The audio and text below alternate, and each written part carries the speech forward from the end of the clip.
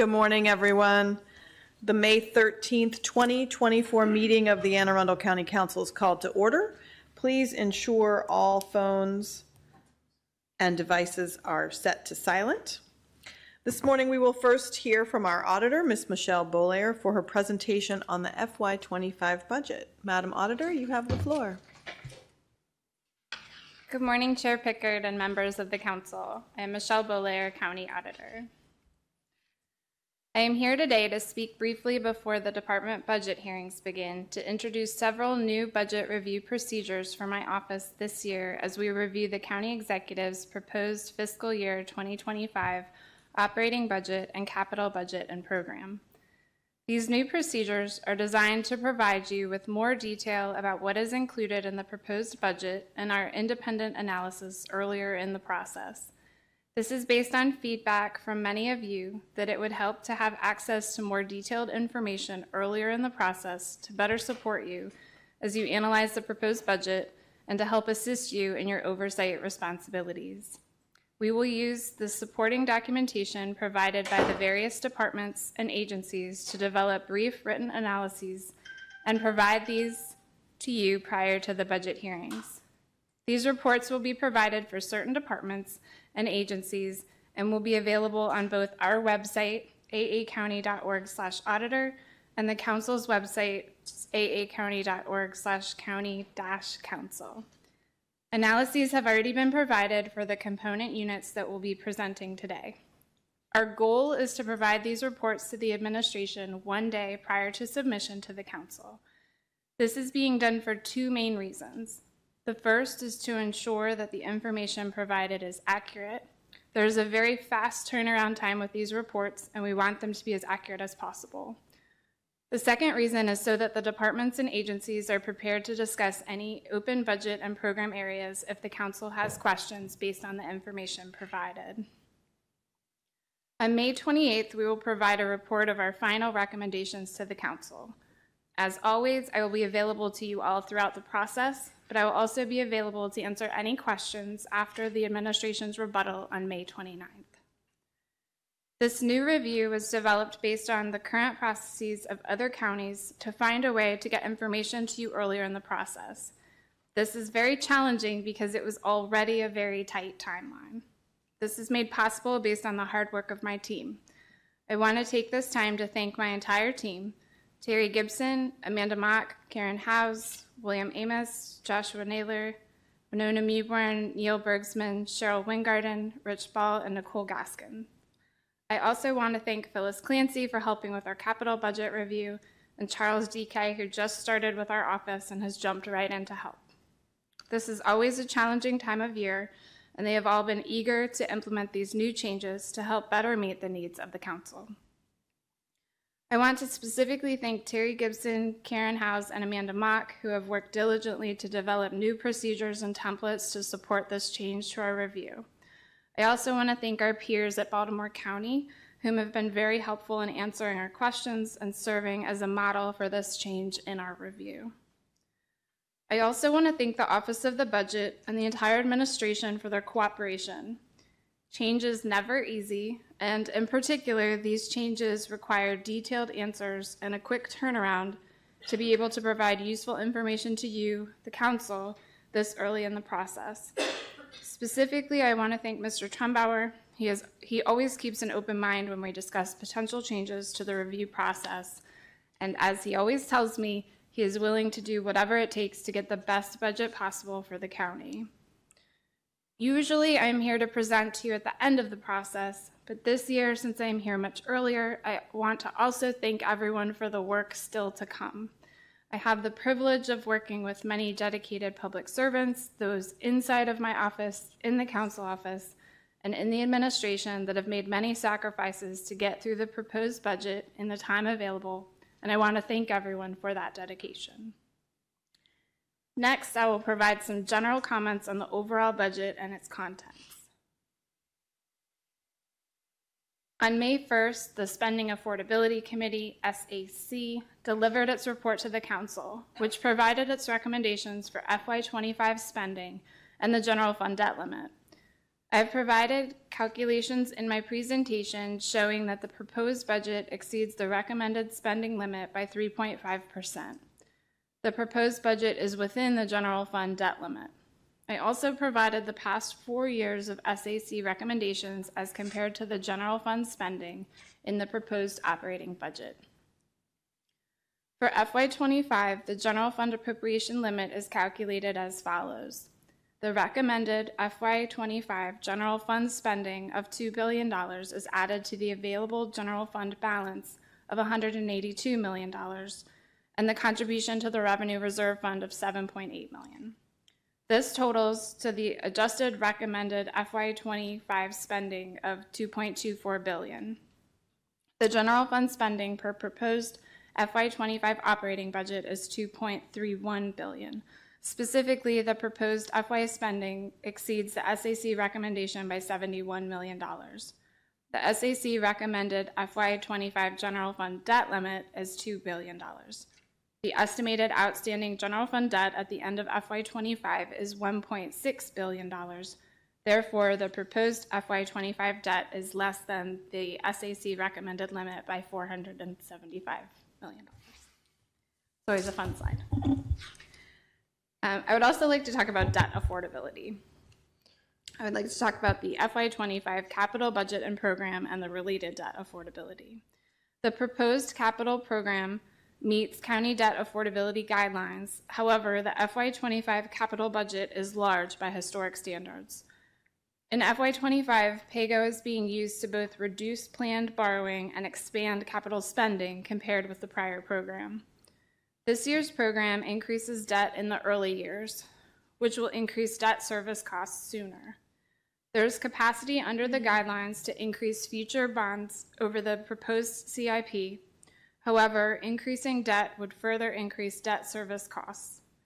The following slides provide some additional information about these statements. This chart shows the annual bond and PAYGO amounts in the current budget year for the past 10 years. The blue section of each line represents the bonds, and the pink section of each line represents the PAYGO in each capital budget. As you can see, both the total of the FY25 capital budget and the amount of bonds are the largest in county history. You can see in FY22 and FY23, the amount of bonds in the capital budget were the lowest in the period. The level of bonds in this year could be supported by these lows. However, the bonds in FY26 begin to draw from future years' affordability. Please note that although the proposed program for FY28 and FY29 are currently very low, the actual capital budgets tend not to stay as small when the planned year becomes the budget year. This slide shows how the planned amounts for FY25 has tripled since its entry to the capital program in FY20. A significant portion of that growth has been funded with PAYGO, but this slide shows that it can be difficult to realize the expected out-year savings from estimated reduced future year programs. The amount of PAYGO programmed in the capital budget over the last few years has been significant. This has certainly allowed for a more affordable capital budget while providing for the completion of additional projects. I mention all of these things to emphasize that this is a policy decision to undertake these projects and add related funding earlier in the program. However, this level of spending is not sustainable, and smaller out-year programs should be considered even as they get closer to maintain affordability. The proposed capital program is within affordability guidelines. Please note that 3 of the 4 measures are trending up. Some of this is expected with increasing program costs, but the county's total debt and debt payments are growing faster than our economy and faster than our revenues. The last thing I would like to discuss as it relates to debt affordability is the increased debt service costs associated with a larger capital program. There are 3 scenarios that I would like to present. The proposed program has a front-loaded bond program that will increase debt service costs more quickly. A flatter program and/or one with smaller initial years and larger out years would result in smaller increases to debt service in the short term, but a similar result overall in the long term. A third scenario that I would like to mention is the potential increase to debt service costs if the out-year bond amounts are maintained closer to today's levels. The county can increase future year bond amounts while still remaining within affordability guidelines. This is the most likely scenario given the history of capital budgets increasing each year from the initial addition as an out year. However, this will lead to ever higher debt service overall that will need to be supported with county operating funds. Discretionary increases in 1 year's bond amount becomes mandatory spending increases in future operating budgets. I am available to answer any questions that you may have today and throughout the process. We look forward to assisting you through the remainder of the process. Thank you.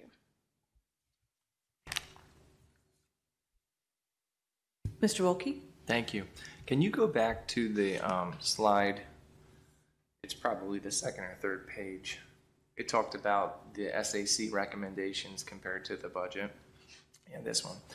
So if I'm understanding this correctly, and that's what I want to make sure I get, that's why I'm asking.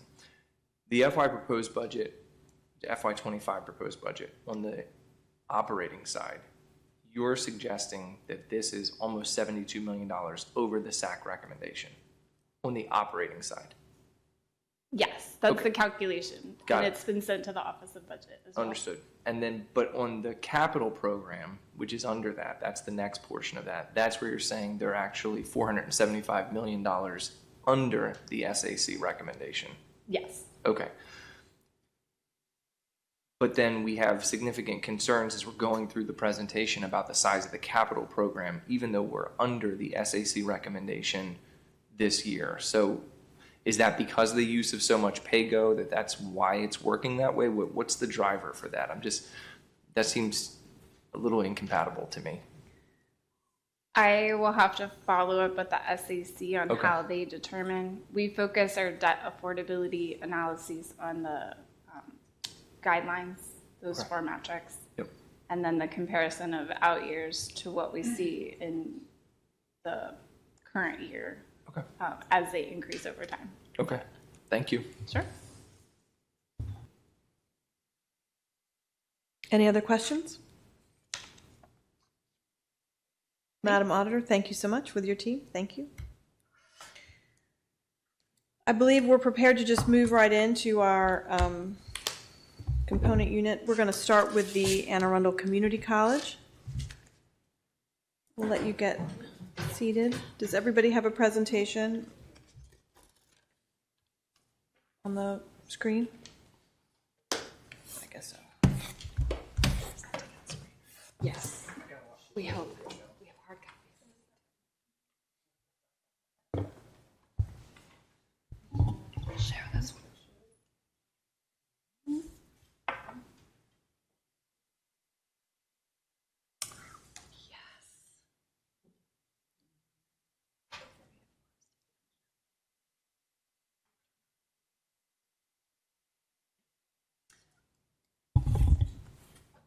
It's on. Oh, thanks. It's like it's red. It's on. Okay. Good morning. Good morning. It's nice to see everybody, and we really appreciate the opportunity to present to you our fiscal year 2025 operating and capital budget. The main part of the presentation will be done by VP Beardmore and AVP Andrew Little. They truly are the experts in this work that we're doing, so I wanted to make sure that I give them credit not only for the preparation, but a lot of the questions will be answered by the two of them. I also want to welcome our chair of our board, Larry Uvala. He's sitting over here. Larry continues to remain incredibly supportive of the college to the point where he's showing up with us today, so thank you, Larry.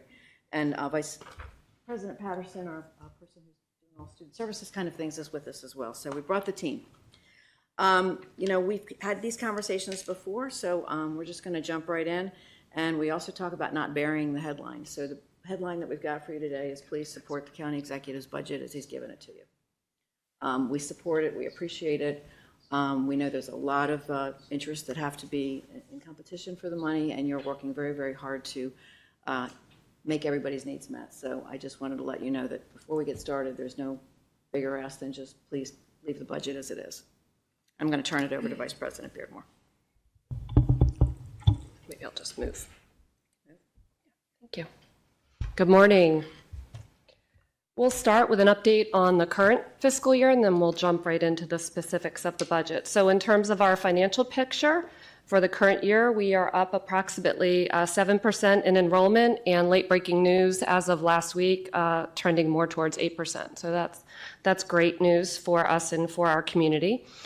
Despite the continued inflationary cost increases that we, as everyone, continue to experience, position vacancies have helped to offset those costs, and we are maintaining a balanced budget for the current fiscal year. Our fund balance is within our board's policy of 5 to 10% of our total expenditures, so that's an indicator that as our external accreditors come and visit us, they look at, and as we came to you earlier in the year to repair our pedestrian bridge, it is a fund for contingencies in case of emergencies or unplanned enrollment fluctuations.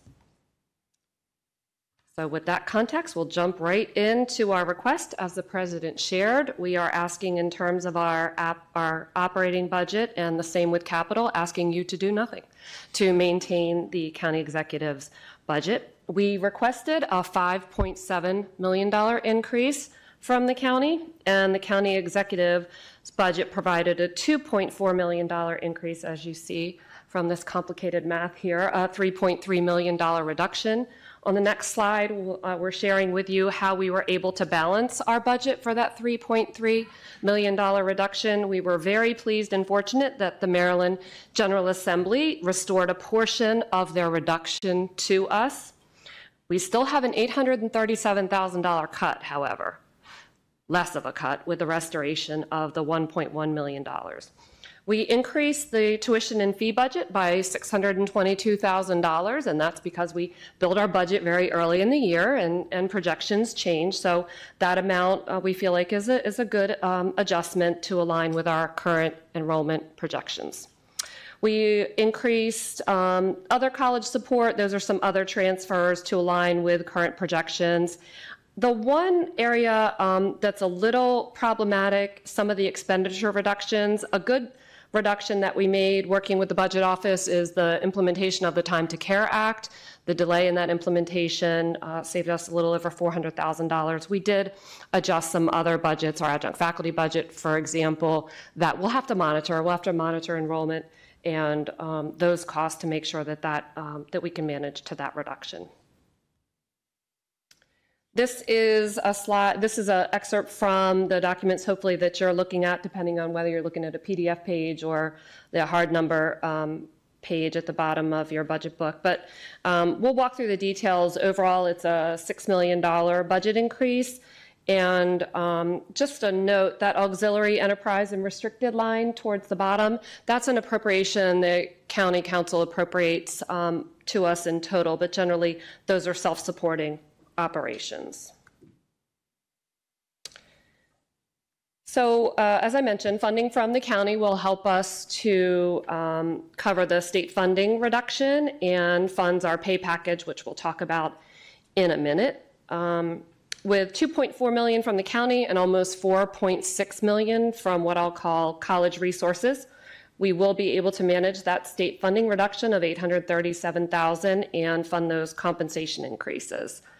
The board did approve a $2 increase in county tuition and in fees, bringing the annual cost to students who are taking 30 credits per year to $4,640. So on an annual basis, that's an increase to in-county students of $60 per year. Quick dive into the revenues, just a quick summary. So we think of our funding as a three-legged stool, if you will. County, state, and college revenue sources. Total college sources, generated an increase of $4.6 million. We talked about $837,000 reduction from the state and the $2.4 million increase at the county. To repeat, which we ask you to support. In terms of expenditures, this is a recap of the allocation of new funds within this budget. Again, the majority of the increase is for our compensation increases. We do not just roll over our budget from year to year. We do look at where we might have opportunities to adjust institutional costs to determine where we might have savings, and fingers crossed, based on current utility projections, we're adjusting the budget for fiscal 25 down by $200,000. So we built that into our budget assumptions. As I mentioned, compensation increases are the biggest component of our budget. This slide shows a detailed breakdown of the $5.7 million that we would categorize as compensation related. The first line, the biggest amount, is the impact of our 6% salary pool. We do have a market-based system, a little different from your traditional merit and step. The next line item is within the compensation category is the $1 million in health insurance. We pool with the county's plans, so we built in an increase to health insurance rates for January 1 of 2025. The other items are compensation and benefit related based on assumptions in our budget.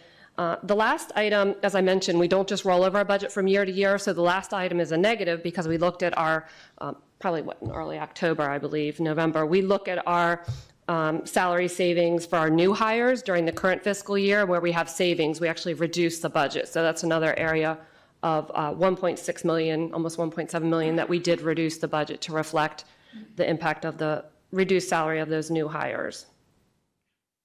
This is a chart that we provide each year just to show comparative data, how we compare to the non-rep employees in the county and other component units. By comparison, our pool has lagged the county's non-rep employees, teachers, and library employees. And we are, as many entities are, seeing challenges in recruiting, certainly in certain various fields, healthcare, computer science, accounting.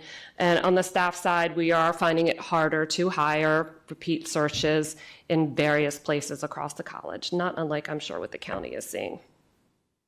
Base adjustments is a category that we use to fund increased institutional costs associated with existing services, so increased costs for leases, consortium cost adjustment, student association activity, and revenue offsets are items that have a corresponding revenue change. Legal and regulatory compliance reflects institutional costs that are absolute must-dos. Institutional insurance is budgeted to increase based on our initial analysis of the market, and our compliance needs are ever increasing, and we are planning to hire a part-time position in support of our Chief Compliance and Fair Practices Officer. We managed to carve out some funds in this budget in support of our strategic and student success initiatives. Our retention of students includes funding for athletics, along with increasing student tutoring services. The $151,000 includes equipment costs for our new health and life sciences building and maintenance.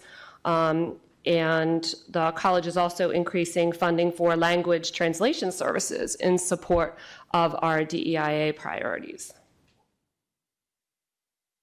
Just another recap that we already showed you of the increase of the allocation of new funds within the budget. Again, the majority is compensation related. Repeating the headline one more time, we are asking you to maintain the county executive's budget. We are nothing if not consistent here. All right, so then moving on, and I'll just keep going unless there are questions. We're moving to the capital budget, Madam Chair? Okay. This summarizes, we take a little different format, but this summarizes our total capital request to the county.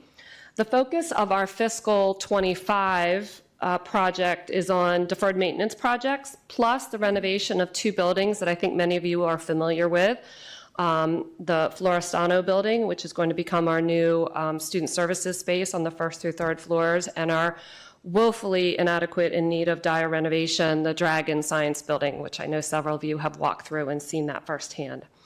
In the out years, we are so appreciative of the county executive funding our request for the HCAT relocation. That's our hospitality, culinary arts, and tourism program that's currently in the former Robinson building owned by the county. in Glen Burnie. The building has major foundation issues, well documented by a county engineering study. So we have requested a project in lieu of the county spending money, significant amount of money for repairs that may not repair the foundation issues.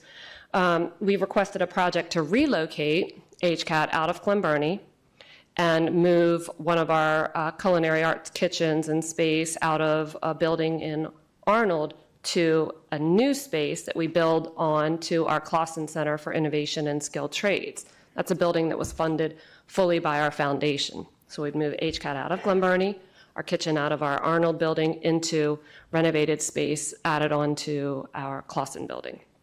That project is also eligible for a 50% state match. So that's shown here in total cost.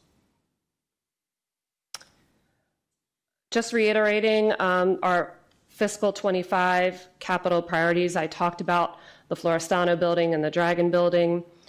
The Dragon building, I think this was noted in Madam Auditor's notes. The Dragon building, we've updated the scope for that project when initial estimates came in well over what was programmed, almost double what was programmed. So we went back to the drawing board, did some initial reconsideration and revised the scope to just renovate what's there and to not build an addition for that would primarily house our math classrooms and space. So while it's an increase overall, it's much less than that initial estimate, which was double initial cost. So we're very pleased that that building is still in the program because it is in need of renovation.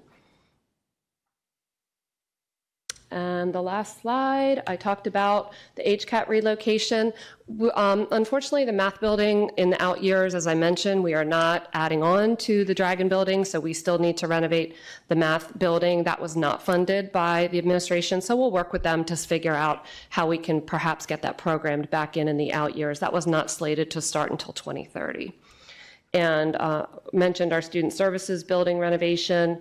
That's a building that will become vacant when folks move into the renovated Florestano building, the first through third floors that we do need to renovate the student services building. And I think that's our last slide, unless you have any questions.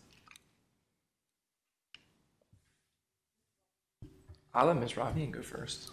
I always go first. Ms. Radvian. All right. You mentioned towards the beginning of your presentation that you had a good number of vacancies, and I'm curious if you could say what roles those vacancies were and how many, if you are able. Usually they are, we recruit faculty on a regular cycle. So faculty vacancies, if someone leaves outside of that cycle, we will have a number of vacancies of faculty. A lot of them are faculty, staff in various areas. We find that we train up a number of folks. In student services and in other areas, in IT area, and other colleges and other organizations then hire them, offering folks a lot of money. So they're across the college. Generally, Andrew might have, it's usually around 40. How many vacancies? 94 vacancies right now. 7 administrative, 36 faculty, and 51 staff. Some are not in recruitment because we do budget turnover. So we have to make sure that each of us, the president and the VPs, meet their turnover budget. So we do have to make sure that we hold vacancies appropriately. So just to make sure I got that, 7 administrative vacancies, yes. 36 faculty, and 51 staff? Correct. Okay, thank you. Mm-hmm. And let's see, you mentioned the Time to Care Act. I don't think I'm familiar with that. So apologies if that's something I should know. If you could let us know what that is. Sure. That's state. That's a state mandate. And it's another form of leave for folks who might need to take leave to care for their family. Okay, so like family leave. Similar, okay. Sure. Mm-hmm. Yes. Okay, and then one of the things you mentioned maybe a couple times was a category of college resources revenue, and I was curious what that contains. So that's tuition and fees revenue, and then we will make transfers from other funds. We might have, I mentioned that we have an auxiliary function, so that's our bookstore dining services, so we'll make a transfer into the budget from those functions, and also fund balance. Okay, and then I think I have one last question. Is the Clausen building in Arnold? Yes? Okay, that's what I thought. I just wanted to double check because it sounded like you were moving something away from Arnold and moving something away from Glen Burnie, but then it sounded like Clausen, and I was like, I think that's also in Arnold, right? It is. Okay, so yes. Consolidating in Arnold, kind of. Correct. Okay. All right. Moving HCAP from Glen Burnie, correct. We have a kitchen in Arnold in the Humanities Building. Okay. And they'll both go to an addition in the Clausen Building for innovation and skilled trades. Okay, thank you very much. Thank you. Mr. Volkey. Thank you. I want to give a shout out to Madam Auditor and her team for this fantastic letter that we got last night that we could look at. It was very helpful. So looking at that, and I want to also thank you all for responding the next day to her requests. Kudos. Like, she doesn't always get responses that quickly, so, but that's noted in here so we can see how quick you respond too. So thank you. With that, you all this year, it looks like are about $2.4 million over MOE based on her analysis, which is higher than you've been in any year in the last 9 years, save for 2020 when you had a $3 million increase. So generally the last couple of years, it's been about $1 million or so. So this is a big year, and that's why I recognize you're asking to maintain the budget. My question would be on the observations. She noted in here that there is a tuition increase, which you talked about as well. It was in your presentation. If you were to absorb more of that by way of tuition, and so your three-legged stool, you sort of decrease the county stool and increase the tuition stool, have you done any modeling on what that would look like, and what would those tuition costs be? Because you saying $4,600 to take 30 credit hours, I'm like, this is the best deal in the county. Sure. I mean, when you compare that to University of Maryland, I pulled them up, they're 11.5 just for tuition and fees to take a full-time load. So, and you guys are, as we all know, on par with many four-year institutions who are charging a lot more than you. So I'm looking at it, please don't take this as I'm trying to do anything. I just want, academically, I want to understand, what does that modeling look like? If you were to increase those fees, what does that hit to a county, not necessarily a taxpayer, but to actually a person attending AACC? It's a great question, and what I failed to mention is we have a committee of our board that works with us on our budget for many, many months. They meet multiple times, and it's a question that is fundamental to their work. How much can we responsibly raise tuition to do our part, while also making sure we don't leave students to a point that it's unaffordable for them? So it's something that the board, it's within their guiding principles of their budget development. They take very seriously. Interestingly, raising tuition doesn't generate a significant amount of revenue in our budget per se. So $1 in tuition generally generates about $210,000 in revenue. So Be a significant it increase. would absolutely, So absolutely. You'd have to raise it, what, 11 or 12 bucks per correct. credit hour Correct. to be able to cover that. Correct. So if I'm thinking about that full-time load, $150 per Sure. semester effectively, or $300 a year on a student? At least. Okay, got it. Correct. Great That's the question. number. Okay. I have more, but I'm happy Go to ahead. let Madam Fiedler go. Oh. Go You ahead. wanna go? Okay. So in terms of course offerings, and again, I know you all offer a lot. I look through your catalog when it comes to my house. I'm like, wow, this is so much stuff. What percentage of students who are liberal arts majors at this college do actually matriculate to a 4-year? Like if they come in and they're on some sort of a 2-year program where they say, I'm going to get my gen ed credits so that I can then matriculate to a 4-year.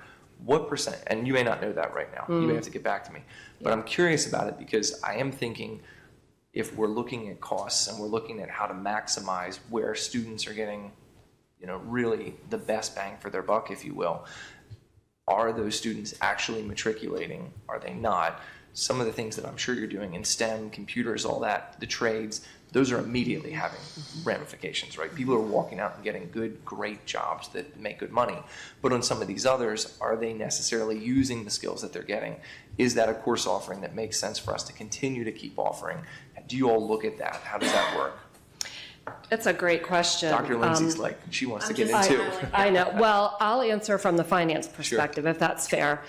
We can certainly give you that data. That's data that we look at. Many of our students their goal is to transfer. As you noted, some are there for a credential. Yep. And may not, graduate necessarily, walk across the stage, but many of our students, their plan is to transfer to a four-year institution, and we have transfer agreements. Many transfer agreements, they're all on our website, so that students are guaranteed if they follow a particular path with us, if they're going to transfer to Morgan or they're going to transfer to University of Maryland, et cetera, that they don't lose any credit when they do transfer. So those agreements are out there, and like I said, many of our students do wish to transfer. I'd be happy to give you that information in terms of those who might major, if you will, in liberal arts, what it looks like to transfer. Yeah. I guess I'm thinking how many of them say they want to do it, how many actually do it, and what's that number? Yeah. We have that number. I don't Okay. know off the top of my head. Yeah. Yeah, good. I do know in 2015, we really started to move our strategic plan in the direction of completion as opposed to access. So we shifted from, it really doesn't matter how many students come in the door, it's how many students meet their goal and get through the door. So we track that annually, and we've been tracking it since 2015 very, very closely. And we are seeing not only an increase in persistence and retention, but we are seeing our transfer rates increase. Okay. We've also been very, very aggressive in our agreements with the four-year colleges, so that our students know that if they take certain classes with us, certain majors with us, if you transfer to this school, it's going to guarantee that we're going to take these credits and move you forward. So Dr. Patterson oversees the area with student services as far as counseling and advising. The articulation work is done out of learning. So we're coming at it from a variety of angles, and I'm very happy about our strategic plan. We're getting ready to move into our third edition now, so we're going to change it a little bit. But that focus on students completing, persisting, meeting their goals is front and center, and our strategic plan does not sit on a shelf. We use it to budget, we use it for allocation, we do it for hiring, so it's important to us that it's reflective and that we're capable of getting the students through. Yeah. Can I add to that also? I know I cut you off, and I'm sorry. No, that's okay. I lost my train of thought anyway, so I needed a minute. The other work that we're doing, we talked about this with the administration. Several years ago, we took a very structured look at what we called our administrative services, work that is kind of behind the walls, if you will, our overhead areas, to see how we can be more efficient and effective with our resources, and made some significant changes in how we're structured, and also generate savings that we rolled into our budget. We're in the process of looking at what's called our academic portfolio and the resources associated with that, looking at having the difficult conversations about classroom efficiency, faculty efficiency. What programs might we look at that are low enrolled, don't have workforce need on the other side, and where we might discontinue some of those programs and generate the resources necessary. We are in the beginning stages of that work. That is multi-year, very transformational work, but we are looking and asking those difficult questions. Yeah, I appreciate that. Thank you. I think that's to me, you're a resource for the county. That's how I view the community college, and particularly for the workforce and sort of getting people career and job ready. And so how can we maximize that? And I'm glad that you all are thinking that same way already. So Thank you. Yeah. We actually made sure that we had approval and support at the board level, because this is difficult work, and you can imagine as you're looking at people's programs, you're looking at completion rates, some folks are getting a little nervous. Sure. And we are being very committed to the academic portfolio review. To Melissa's point, it is something that's unique for us as far as moving forward and necessary, and the board is totally behind us. So it actually helps us a little bit as we're making the changes. And we're explaining what we're doing and why. And we're not doing it behind closed doors, and we're not doing it in secret. We've had faculty involved with this from the start of the academic portfolio. So there's nobody that shouldn't not know, right? Because we're working on it. But we do feel that it's our obligation, just like looking at completion as opposed to entry. we make a commitment to these students. They trust us that they're going to get their educational needs met with us, and that's our commitment to our students. Thank you. Thank you. Ms. Fiedler. Thank you, Madam Chair. Just out of general curiosity, I'm not suggesting that the council would do anything, but do you have a comparison sheet on tuitions with, could you send that? Absolutely. our way? Okay, Sure. perfect. Second question, the instructional salaries, positions that are vacant, how much of an impact has that had on your class offerings? That's a great question. It's something that we actively manage. Generally, faculty do let us know several months in advance their intent to retire, and our provost and vice president for learning actively manages that list. We have oogobs of data. We use dashboards to look at enrollment trends, look at what students are enrolling in, and where we might have issues. Generally, where we find that if we need to fill a gap where we don't have full-time faculty, then that's where we hire part-time faculty to help us. And our deans and their teams work really hard to ensure that we have a nice bench of adjunct faculty so that students don't miss a beat when they're enrolling when we do have those vacancies. And you, I would assume, have class size limitations, correct? I mean, oh goodness. So there's a significant governance process that is in place to ensure that, and it's our educational EPC, educational policies and curriculum team. It's a cross-functional shared governance team that looks at the pedagogy, looks at the curriculum to ensure that class sizes are appropriate given the amount of work in that class. So yes, we do have lots of structure there. very much appreciated. Off budget topic, there's a lot of construction happening at the front of your property. I just want to thank you for being a wonderful partner in the efforts to finalize the trail that is going to be a great asset to the Broadneck Peninsula. Thank you. Ms. Ledbetter. Thank you, Madam Chair. I just wanted to follow up on the question that actually Mr. Volke asked about the ratio between when you raise tuition compared to what you are able to reap from that.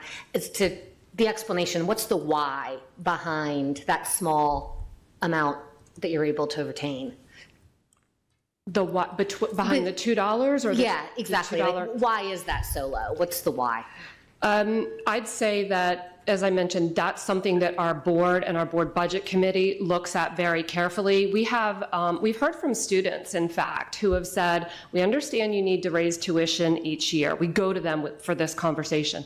We understand you need to raise tuition each year. We would prefer small incremental increases each year versus going a couple years, no tuition increase, and then doing a large increase, which we did have to do one year. Now, the state cut us significantly, so we had to do a very large increase mid-year. But that's been our philosophy, and it's a balancing act, is to try to $2 to $3 has generally been the amount that we have increased each year so that we can keep pace with inflation, et cetera, while also, as Councilman Volke suggested, we know we are an economic engine for the community, and we do know we have students who that extra $60 for them during the year, I mean, that's a car battery. That's something that they make decisions based on how much tuition costs. Our average age is 28. Many students are working full or part-time, so we're very thoughtful, and it's something our board takes very seriously with that priority of small incremental increases each year versus that large increase in any one year. Thank you. It makes sense. And then unrelated question. For enrollment numbers, how do the dual enrolled students from the high school, are they part of that big number? Is there a subcategory for them? How does that work out? Both. Both? Yes. Okay. So we do monitor the dual enrolled students as well, and candidly, that's part of the reason why we're seeing the enrollment increases that we're seeing. It's a very popular program. So we do look at our dually enrolled students, but they are part of our overall tuition and fee number and the revenue budget as well. And we get, the school system pays us 75% of that tuition for those students. Thank you. You actually answered my follow-up question in your answer, so I appreciate it. Ms. Radvian. Thank you. So actually, I want to go back to my question about position vacancies. In that 36 faculty vacancies, does that not include adjunct faculty? Correct. Those are full-time faculty vacancies. So how many adjunct faculty are you using to fill those vacancies? It depends. I don't have that number. That's more of a fluid type situation, depending on enrollment, depending on what's popular, et cetera. So adjunct part-time faculty are used to, bolster, if you will. What's the range? What's the range within? Is it approximately the same as the number of faculty that you have, or is it significantly greater? Do you have more adjunct faculty than you have full-time faculty? In terms of head count, yes. Many adjunct faculty teach 1 or 2 classes. So while our full-time faculty, for the most part, are teaching a full faculty load. And how many classes would that be considered? It's 15 credit hours, so it's generally in a 3 credit class, 5 classes. Okay. And that's a semester. Oh, yes, sorry. Mm-hmm. Okay.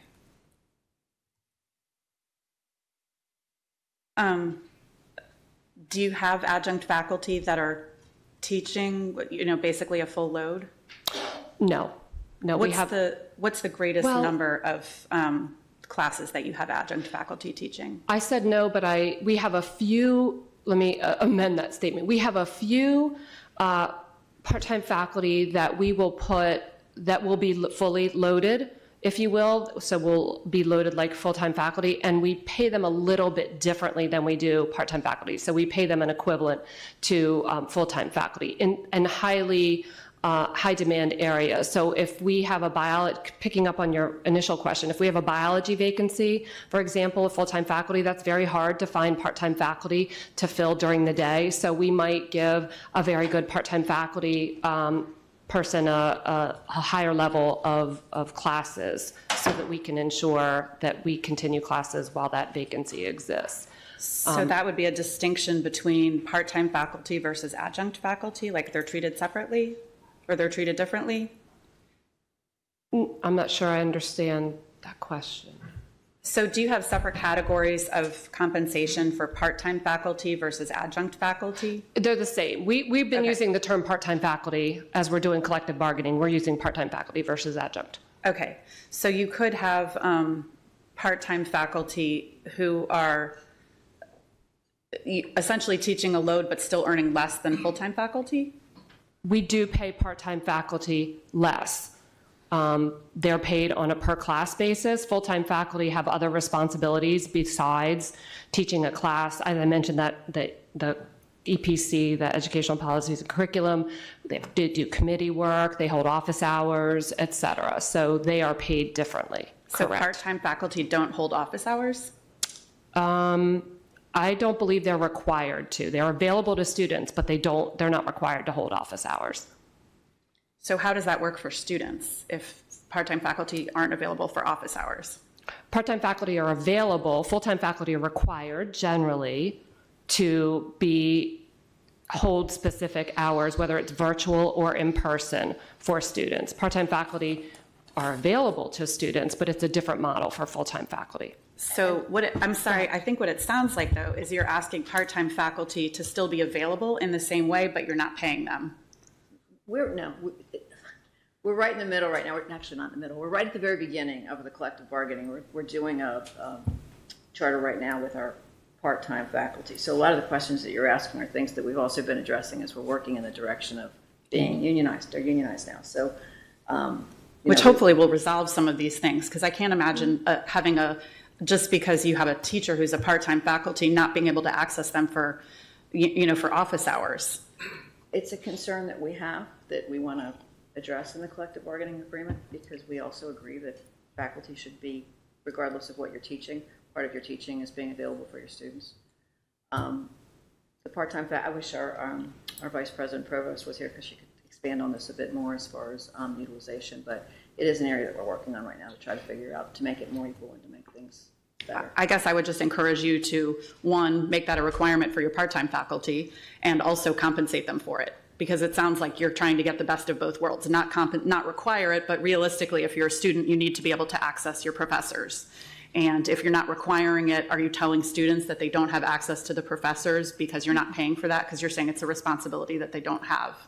No, I'm saying that meeting with students is an expectation regardless of what you're teaching. I mean, we have full-time faculty that have office hours. We have part-timers that also have office hours. We have part-timers that meet with students differently. But to the reason I think that your concern, we agree there's areas that we need to be working on. And actually, we're looking forward to it with the collective bargaining because we think we're going to get a lot of these things settled. Okay. All right, I look forward to that conversation. Ms. Hummer. You were speaking of dual enrollment. I know that some changes were just made at the state level, kind of limiting the number of classes. Did y'all find that that was an issue for y'all, that you had certain students that were taking 10 dual enrollment classes? Or? We have some really smart parents in this community that understand the value that you spoke about earlier. So yes, we have a tremendous interest in, yes, the reducing us down to 4, 2 and 2 is for the spring semester. For the fall semester, as far as no more than 4 classes. Those students can still take classes with us. They just can't take it under the blueprint. So they would still, so under the blueprint, the students are not paying any tuition. Correct. Would these students still be available for the ECAP program?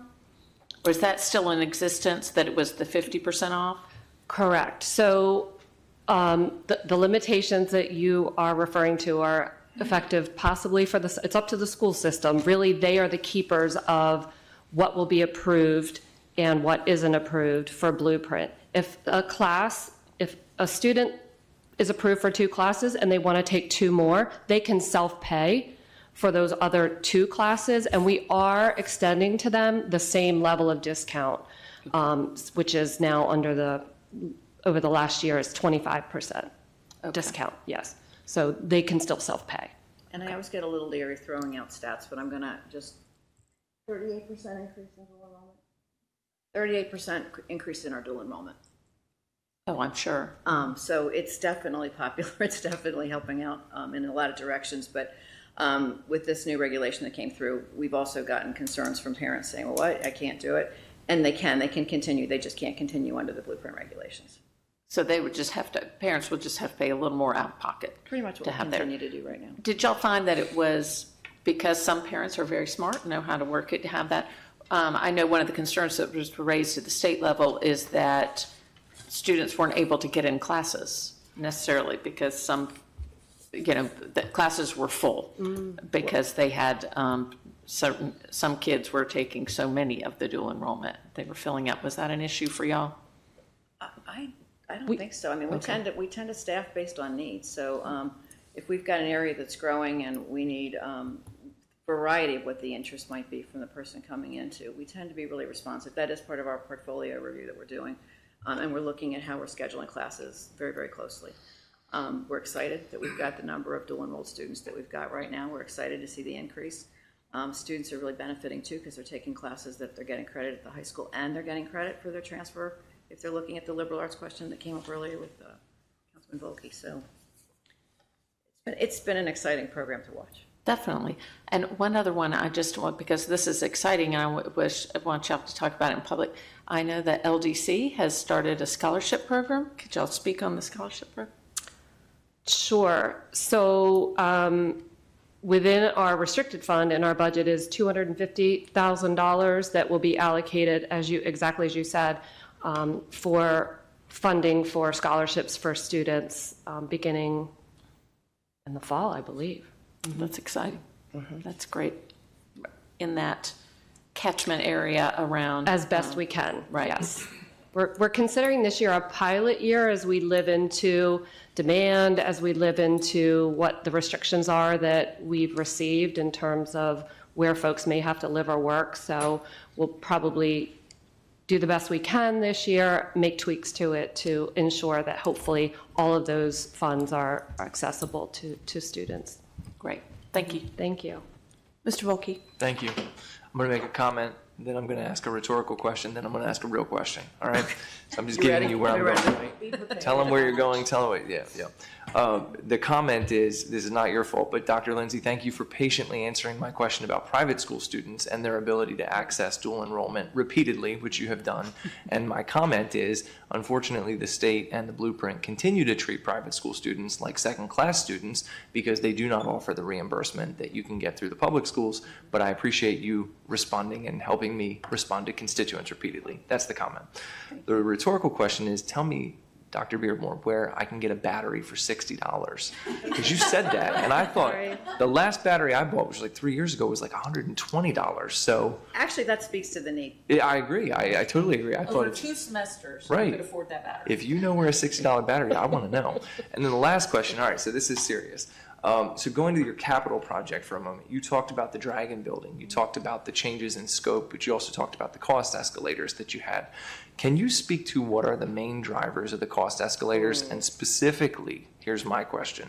How much is either prevailing wage or the repeal of project labor agreements and therefore the necessity of project labor agreements impacting county capital projects from what you've seen? Because I'm going to have this question for the library when we get to the new Glen Burnie and asking why it's twice as expensive as Riviera Beach was.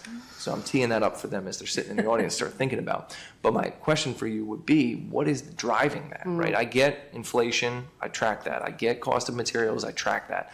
But I don't think that's it, because it's more expensive to use unionized labor than it is to use non-unionized labor, and so that has had an impact. And certainly, Is that factual? It is factual. Mr. Phipps said it when we even voted on it years ago. He said at a minimum he thought it was between 7 and 15% was going to be the escalator. I think you're seeing even more than that in the budget. So I don't know if you can put your finger on that right now, or if you got to get back to me, but that's my question. That was a serious one.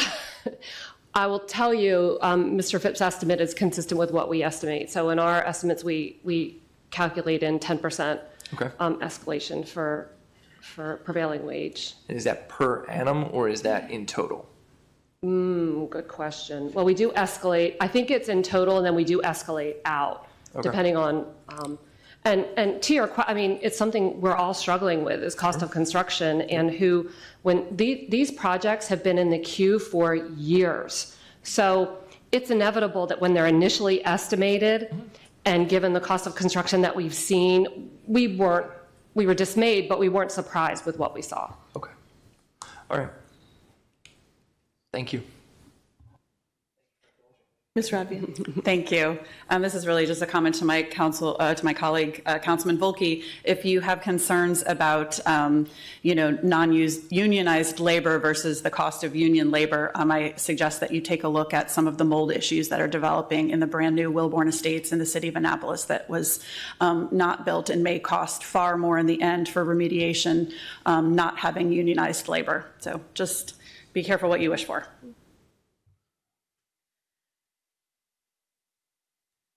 So thank you for all of your I'm going to have questions. I am going to focus on the Glen Burnie Town Center, as y'all are an anchor tenant.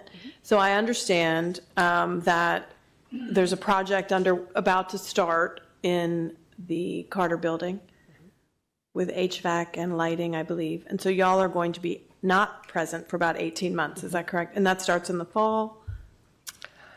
That's correct. We evaluated with our county partners how we can minimally disrupt the classroom and felt like it would streamline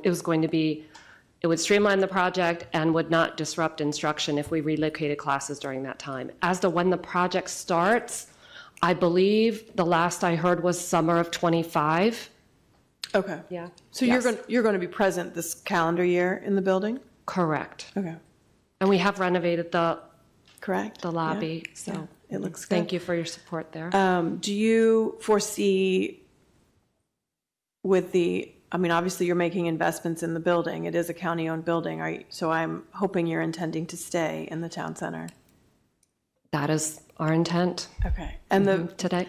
I only learned of the issues at the HCAT building. You called it the Robinson building. I only learned of that a couple of months ago.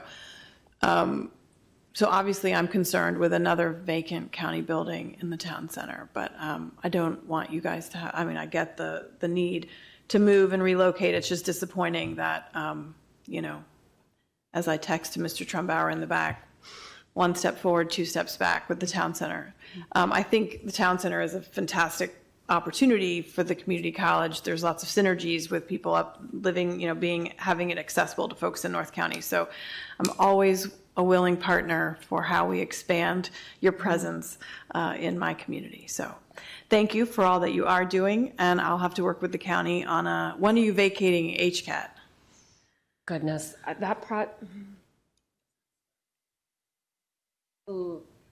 yes, we get design funds in 2028. Oh, so you're going to be there for a while? Yes, ma'am. It's going to be a little while. It takes us a while to go through the state process to access that 50% match. Okay, great.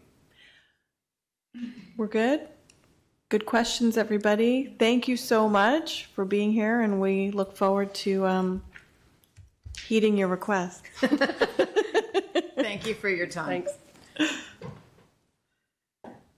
I believe we're moving forward with the libraries, correct?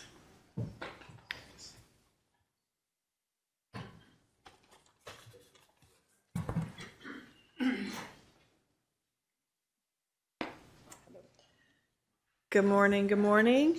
We'll let you guys get set up, and then you have the floor.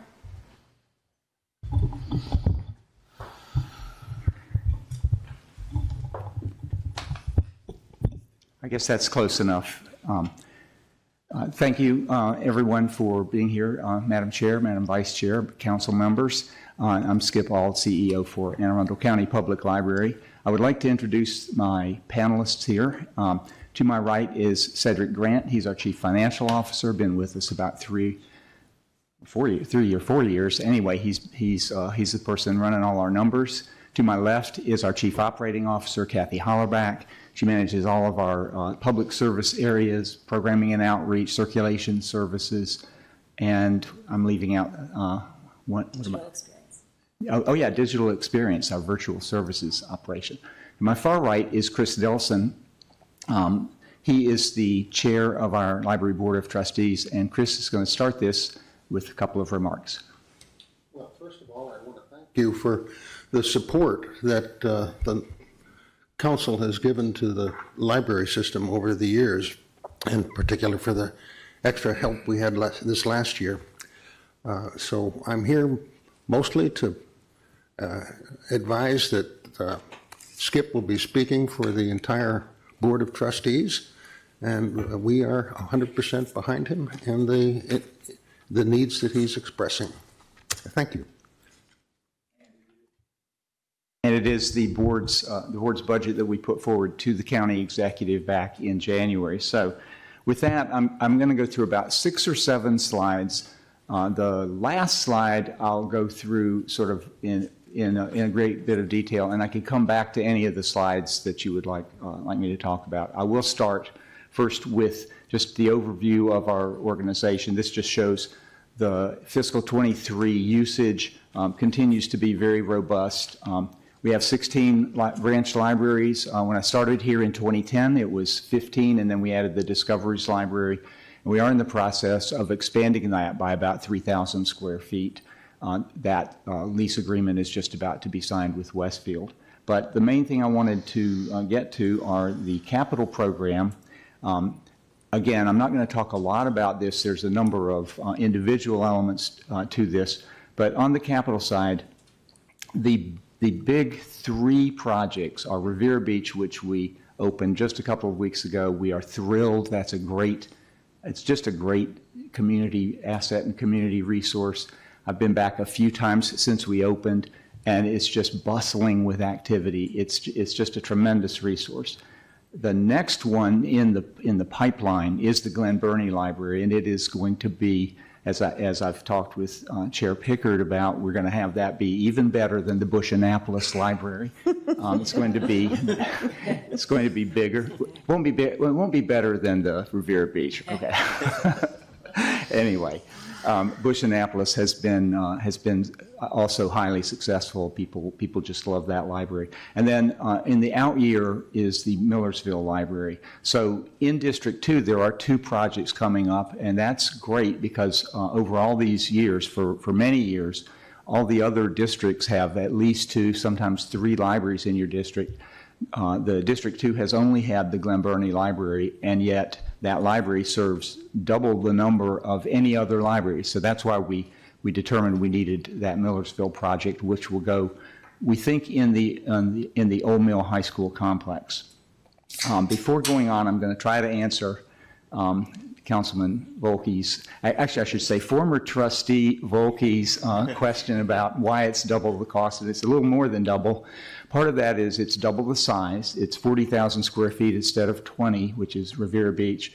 But also Revere Beach, in a lot of ways, we got that at a bargain price because the construction bid went out just before the pandemic and before the huge cost increases happened with that. So that's basically the reason, but I'm sure you'll have other questions about that. But let's, this is what we requested in the operating budget from the county executive. So you can see we requested a little over $3 million worth of additional services, programs, positions, et cetera. The county executive has recommended $1.2 million, and we're very pleased with that. And I'll go into detail on the market adjustments, and then I'll also go into detail on some of the positions that were not recommended. Let's see. I also, before I even got this position back in 2010, I was looking at comparisons of Anne Arundel County with other library systems. There's 24 jurisdictions, 24 library systems. We all are county systems, which is great in comparison with other states such as Pennsylvania, Massachusetts. Kathy and I recently learned there's something like 300 individual libraries in Massachusetts, so they're town libraries and that kind of thing. But because we operate under the county system, it's a very different type thing. Now, the Central Maryland libraries are the ones that are most comparable to us, and that's why I have focused in on that. This particular slide shows you how we are. You can look at it in different ways. We're the most efficient, least expensive library system on a per capita basis, or on the other way of looking at it, we're the lowest funded library system among our peers. So on a per capita basis, we're right at a little under $54 per capita, which is a big increase from what it was when I first got here. I think it was around $35 per capita. At that time, we ranked number 17 in funding. We're a little higher than that now. We're probably around, I haven't looked at that exactly, but we're probably around 8 or 10 overall. But for Central Maryland, you can see some of those libraries are funded much more than Anne Arundel funds its library system. But the key thing to look at here, and it'll tie into the staffing requests that I'll show you a little bit later, is the staff per library. We are at about 18.6 staff, and this is sort of a roll-up number that takes our entire staffing complement and it divides it by the number of libraries that we have. The staff per 10,000 population is more of an index type number, but in both cases, we're really not staffed nearly as much as our peers. For example, the Miller branch of Howard County Library has about 50 staff members. Now that's amazing. I think the highest number we have is 23. That would be at Glen Burnie and at Annapolis and at Odenton. So anyway, I wanted you to have that as background as you think about this, because I've worked in libraries in North Carolina and Virginia. We're very much better funded than in those other states. When I was at Durham and I was at Charlotte and I was at Chesterfield, which is outside Richmond. So we have much better funding than we had in those states, which means that we can meet the needs of our community significantly better. Okay, now this one, I'm going to go into library staffing needs. This is going to be individual items that I wanted to go into. So the key thing that we have been asking for, and you all heard it at the budget town halls over and over, we've sort of beat this drum for about 2 to 3 years now, and we are really hopeful this year that we can finally make it home and get our staff to parity with our peers. That doesn't mean we're going to be the best paid staff in the state, but it does mean that we're paid reasonably, fairly, and on par with our peers. This is based on a study that first was done 2 years ago by PRM Consulting to kind of show us not only libraries in the central Maryland area, but a few from other states, and also on our non-librarian and non-library type positions. It compares with government and agencies and school systems and so on. So the IT department, our building care technicians, et cetera, that looks at some others. So probably 15 or 18 different organizations were looked at to make the comparisons for us.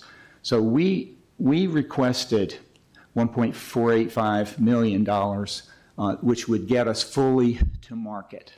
What the county executive has recommended is $992,500, and that gets us most of the way there when you add in the COLA that is being provided for our staff. What we need is an additional $302,700 to get all of our employees to market. That's what we are hoping that you'll be able to find funding for. With that funding, one way or another, I don't know how you'll find it because I know you have a tough job to do just to try to balance and find any funding. But that is our key, most important need. Essentially, think of it as $300,000. Get that to the library, and we won't be hounding you at the budget town halls in future years. Okay. 228 employees under the plan. 228 employees will receive a COLA and a market adjustment. So 59 employees will receive only the COLA. So right now, 59 employees are at market. 228 employees are not. Last year, all employees received a COLA and a merit. And last year, 237 employees also received the market adjustment. So that, excuse me, as you see that, because it's only 228 employees that we're looking to get funded now, you can see that we got a few of our employees fully to market. Last year got most of our employees about halfway to market. So we're just urging you to find that funding. Over on the staffing side, I wanted to talk about some of our mission critical needs. Now, over the last 10 years, we have added significantly to our public services complement of staff. So when County Executive Laura Newman was here, that was when we first really made headway on getting our libraries much better staffed. If you remember, back 10, 12 years ago, most of our libraries were only open 44 hours a week, whereas the big libraries were open 64 hours a week. What that meant is if you're going to Deal or Revere Beach or, excuse me, Severn or, just basically all the many of the libraries in your district, you had a schedule that was 1 to 9 on maybe Monday and Wednesday, 9 to 5 on Tuesday and Thursday, maybe 1 to 5 on Friday. So it was a really hodgepodge of hours. So with the 31 positions that were added to public service under Laura Newman's administration, we were able to get the libraries fully open. And that also allowed us to really initiate a kindergarten readiness program. That is really how we got all of that going. And then in recent years, we've got funding for the new library at Discoveries. This budget funds 2 new positions at Discoveries in addition to that expansion that I mentioned before. But here are some of the mission critical positions that we've been asking for several years. Collection development, 2 positions there. So we also got significant additional funding just a few years ago for collection development, and that is to buy the books, the DVDs, the databases, all of these kinds of things. But the staffing hasn't quite followed up on that area. In addition, for 5 or 6 years now, we've been requesting a maintenance mechanic position and a vehicle. That's why the cost is higher on that position, because this would add a delivery truck to our fleet of delivery vehicles. That's been on our radar for so long. It's just really, really important someday to get that funded.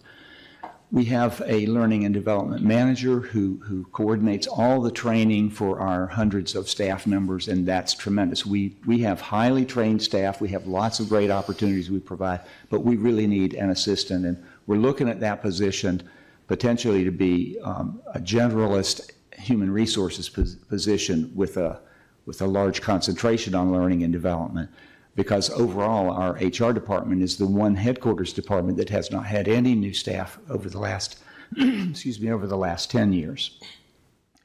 An equity officer became a high priority for us just a couple of years ago. We worked with Due East Consulting to develop an equity framework and an equity plan. So we've done a lot of things. We've created affinity groups.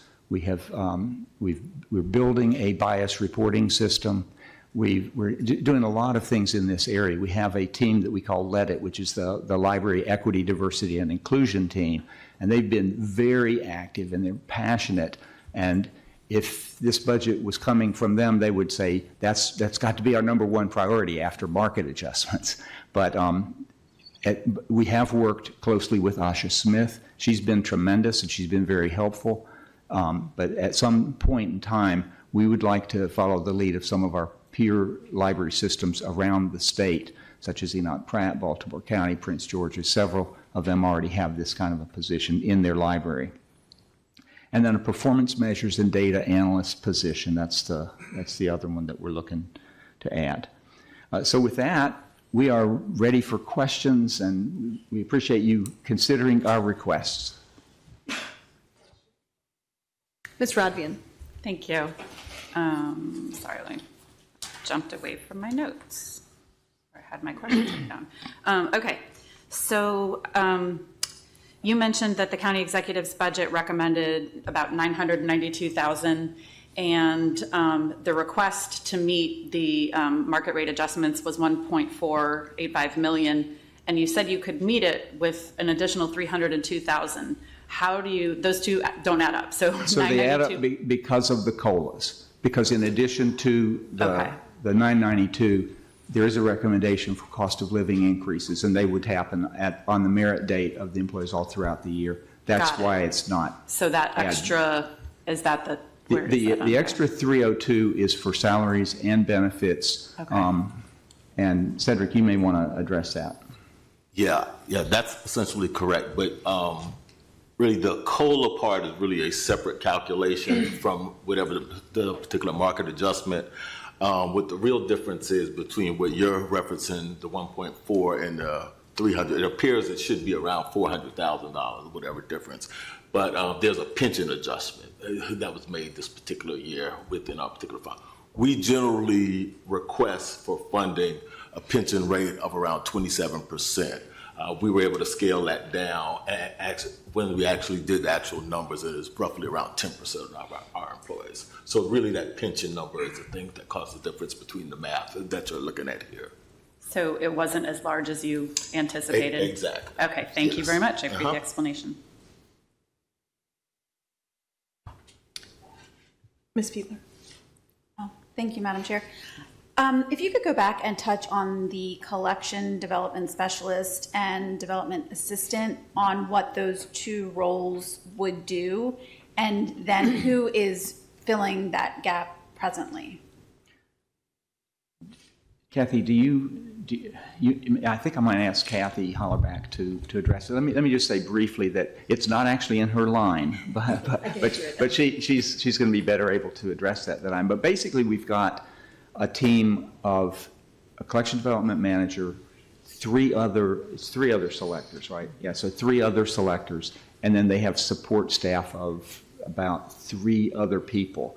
So they've been doing the work, and it's been a tremendous crunch on them for the past several years. So, for example, with Riviera Beach, well, going back to Bush Annapolis, they had to buy an opening day collection, brand new books for the entire collection, on top of increases in the overall funding. I believe when Mr. Pittman's first term started, we were right at $3.5 million roughly, and we're now at $4.5 million is in that materials budget. We had aspired to get it up to $6 million, but I've been asked not to ask for that until we can get some additional staffing. That's basically what's happening. Kathy, can you add to that? Yeah, I can speak to it a little bit more. The things that the collection development team do behind the scenes are quite remarkable, and you don't see it. You go into the library and there is everything. The items are on the shelf, the databases are working, but they take a lot of time to select very carefully the items that we buy, and then the processing happens. A lot of it happens. This is all downstairs at headquarters. If you ever want to see the production, if you haven't seen it, we'd love to show you. But there are a lot of innovative things that we'd like to do, like a lot of systems have a library of things. You can check out sewing machines, you can check out tools, none of that has been able to be possible because they can't add anything to their plate, and that's just one small example. And then you add, we're getting ready to go into, because I asked the other day, can we do library of things? No, we're getting ready to buy for Glenburnie. So there's just so much because they have their day-to-day, and then these big projects come along, and they are very meticulous about how they select, how they process, respond to customer concerns, questions. That happens a lot, a few times a week. So it's labor intensive.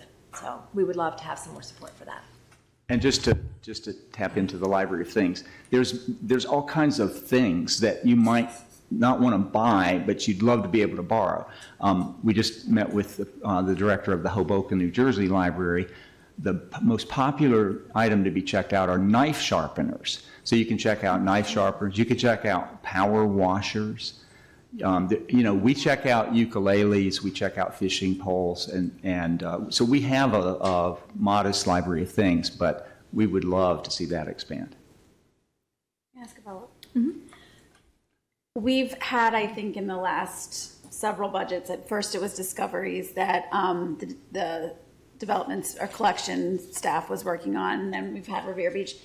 Does a lot of the lift come with the opening of new branches? And if there were to be a pause in the future, not saying that that's what we would want, but would the work level go down to a manageable level? And if that were the case, what would these two positions have as responsibilities? So ideally, ideally we would get the additional funding up to about $6 million. At least that's the number that we had kind of fixed in our mind. From the $4.5 million, we would be able to add that funding. There's plenty to do. It's not like they're doing these things. Now they do go through cycles in the year because of the publishing cycles and so on, but they use that time for catch up and breathing a little bit and that kind of thing. But no, the positions will be needed.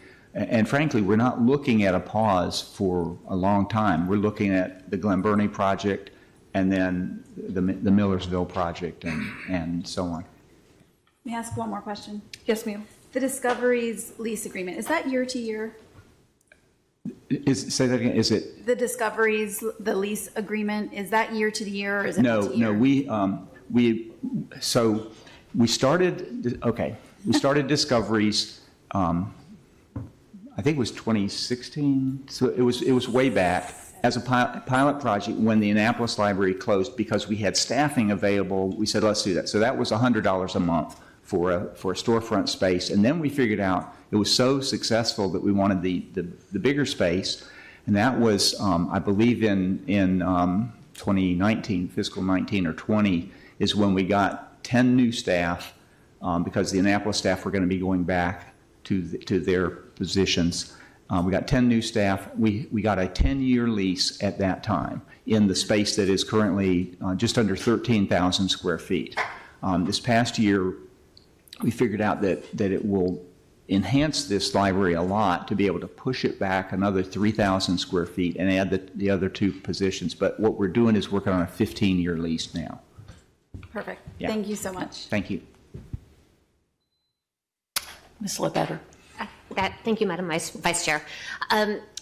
In the Madam Auditor's analysis, she mentions there's two different projects I just wanted to ask a little bit more in depth about. One is the library renovation, where it mentions information technology I guess, is it improvements at Lithicum, Deal, Savrina Park, and Edgewater? I'm, of course, particularly interested in Deal and Edgewater. I'm sure my colleagues would love to hear about the other locations as well, though. Okay, so first of all, the IT enhancements, that's where the bulk of this, I believe it's $820,000 for this year. Yes, sir. Most years it's $350,000, and that's what is funding the individual library enhancements. But the IT is a complete renovation of the space in our lower level at our headquarters operation. They've had staff added over the years, and the space is really a jumble, and this is to kind of recreate the space there. The other projects are like typically what we did at Edgewater a couple of years ago was to add carpeting. We consolidated the service desk. Deal Library, we have a similar kind of thing. And Deal is a kind of a special category because we're looking at something down the road that would be even more of an enhancement of the Deal Library. Cedric, can you speak to those? I think that's pretty. Yeah, I think that's pretty much it. You hit just a refresh of those particular buildings and items or whatever. We just wanted to look at certain interior enhancements, carpeting and things of that nature, just to bring them up to date and modern. May I ask a follow-up? Yes. When you mentioned the more significant, I guess, vision for Deal, was that included in this 820, or is that you're just speaking of? No, we are. We're still working through the planning and thinking through that, and at some point we hope to see a project. As you know, there's been a lot of interest in a, quote, community center, and we think that in time, we have had discussions with the county executive about, in time, trying to get an expansion of the Deal Library and renovation of the Deal Library, but it isn't really in the works yet. Okay, thank you. It's still a dream. Understand. Madam Vice Chair, one more question. And the other project listed in Madam Auditor's analysis is the request for $500,000 for feasibility studies for Crofton Library meeting rooms, and then would that expansion of Deal Library is also listed there? I imagine that might be part of the vision building process. Yes, that's correct. With the specifically with the expansion of the discoveries, we put in roughly about $475,000 in our fund balance for that particular expansion, and then we also looked at within that 475 are like startup costs and build-up costs and furniture and equipment within that line. Okay, and would that include the Crofton Library meeting room? You know, I'm going to have to go back and check on that. Okay. I'm not sure. Thank you. Well, we'll get back with you. I appreciate it. I understand you can't have it all at the tip of your tongue. Totally understand. Yeah, thank you. Thank you. Thank you. Well, I just want to tell you that Revere Beach looks great, and I was there this weekend actually, and my son checked out some of the new materials, as did my daughter, as did my wife, so they were great. So thank you for that, and it looks really, really good. Now, you know I'm going to ask you about this. I did some math on the costs per square foot, right? And I wasn't sure if it was 32,000 square feet for Glen Burnie or if it was 40, because the notation said 32,000 for the library, but then 8,000 square feet for the cultural center. So I think your total is 40. So I did the math for both. And if it's at 40,000 square feet, we're going to go from what we paid at Riviera Beach, which was $800 a square foot, to $1,150 a square foot under these estimates, which is a 43% cost increase. Is that entirely attributable to just inflation, cost of materials, everything? Because that is a significant amount. I believe that's true. I believe that's the case. Wow. Yeah, it's huge. We knew. It is huge. Yeah. Well, one thing that happened, this project got bid out, and then then there were supply chain issues. There were all kinds of things that caused construction costs to go through the roof. But yeah, it's that much. Wow. Okay. I have some follow-ups, may I? You may. Thank you. Okay. Staying on Glen Burnie for a second, looking at the program and what you have built in, it looks like construction is for this year. Do you anticipate, here's the struggle I see with Glen Burnie, and you can tell me that you've already thought through these issues, which is great, but there's always been talk, even when I was back on the board and we were looking at facilities, of acquiring a larger piece of land to be able to do the library site better effectively. Not to say that that's not a good site, but given the footprint that you need, where you have to go with it, where you're going to do 2 stories, are we going to be in the same spot we're in with Brooklyn Park and the elevators, or is there another option? So where are you in terms of that decision on land acquisition? Are you at this moment saying we're going to stay in the current spot and we're going to design on site at the current spot for 40,000 square feet, which as we know is a huge footprint increase on what you have right now? What's your thought on that? Because you have 30 million in the capital program this year for construction, but if we're not even sure where we're putting it, how does that all work? Right now, the plan is to build on site. About 2 years ago, let's say, we did a feasibility study for that site. It's expected that it would be on 2 levels, so the footprint would basically stay the same, possibly even shrink a bit if we are to make the lower level, basically have the higher level kind of overhang a bit all the way around. Cantilever. Yeah. Thank you. Yeah. Cantilever. Yeah, exactly. And so that's the current plan, the current thinking on that site. And we know that we can build it there. We know we would have adequate parking and all that. We are exploring another option, but not to purchase land. And that's really kind of happening behind the scenes. Okay. We've talked with Ms. Pickard about another possibility, but we haven't gone that route. But it won't involve land acquisition. Okay. Can I follow up? Sure. Thank you. So then, what do you anticipate in terms of timing on, are you going to have to deconstruct or, remove the existing library? So with the existing plan, just keep in mind that there is another possibility. But just with the existing plan, we will demolish that library. We will move staff into a temporary library still to be determined.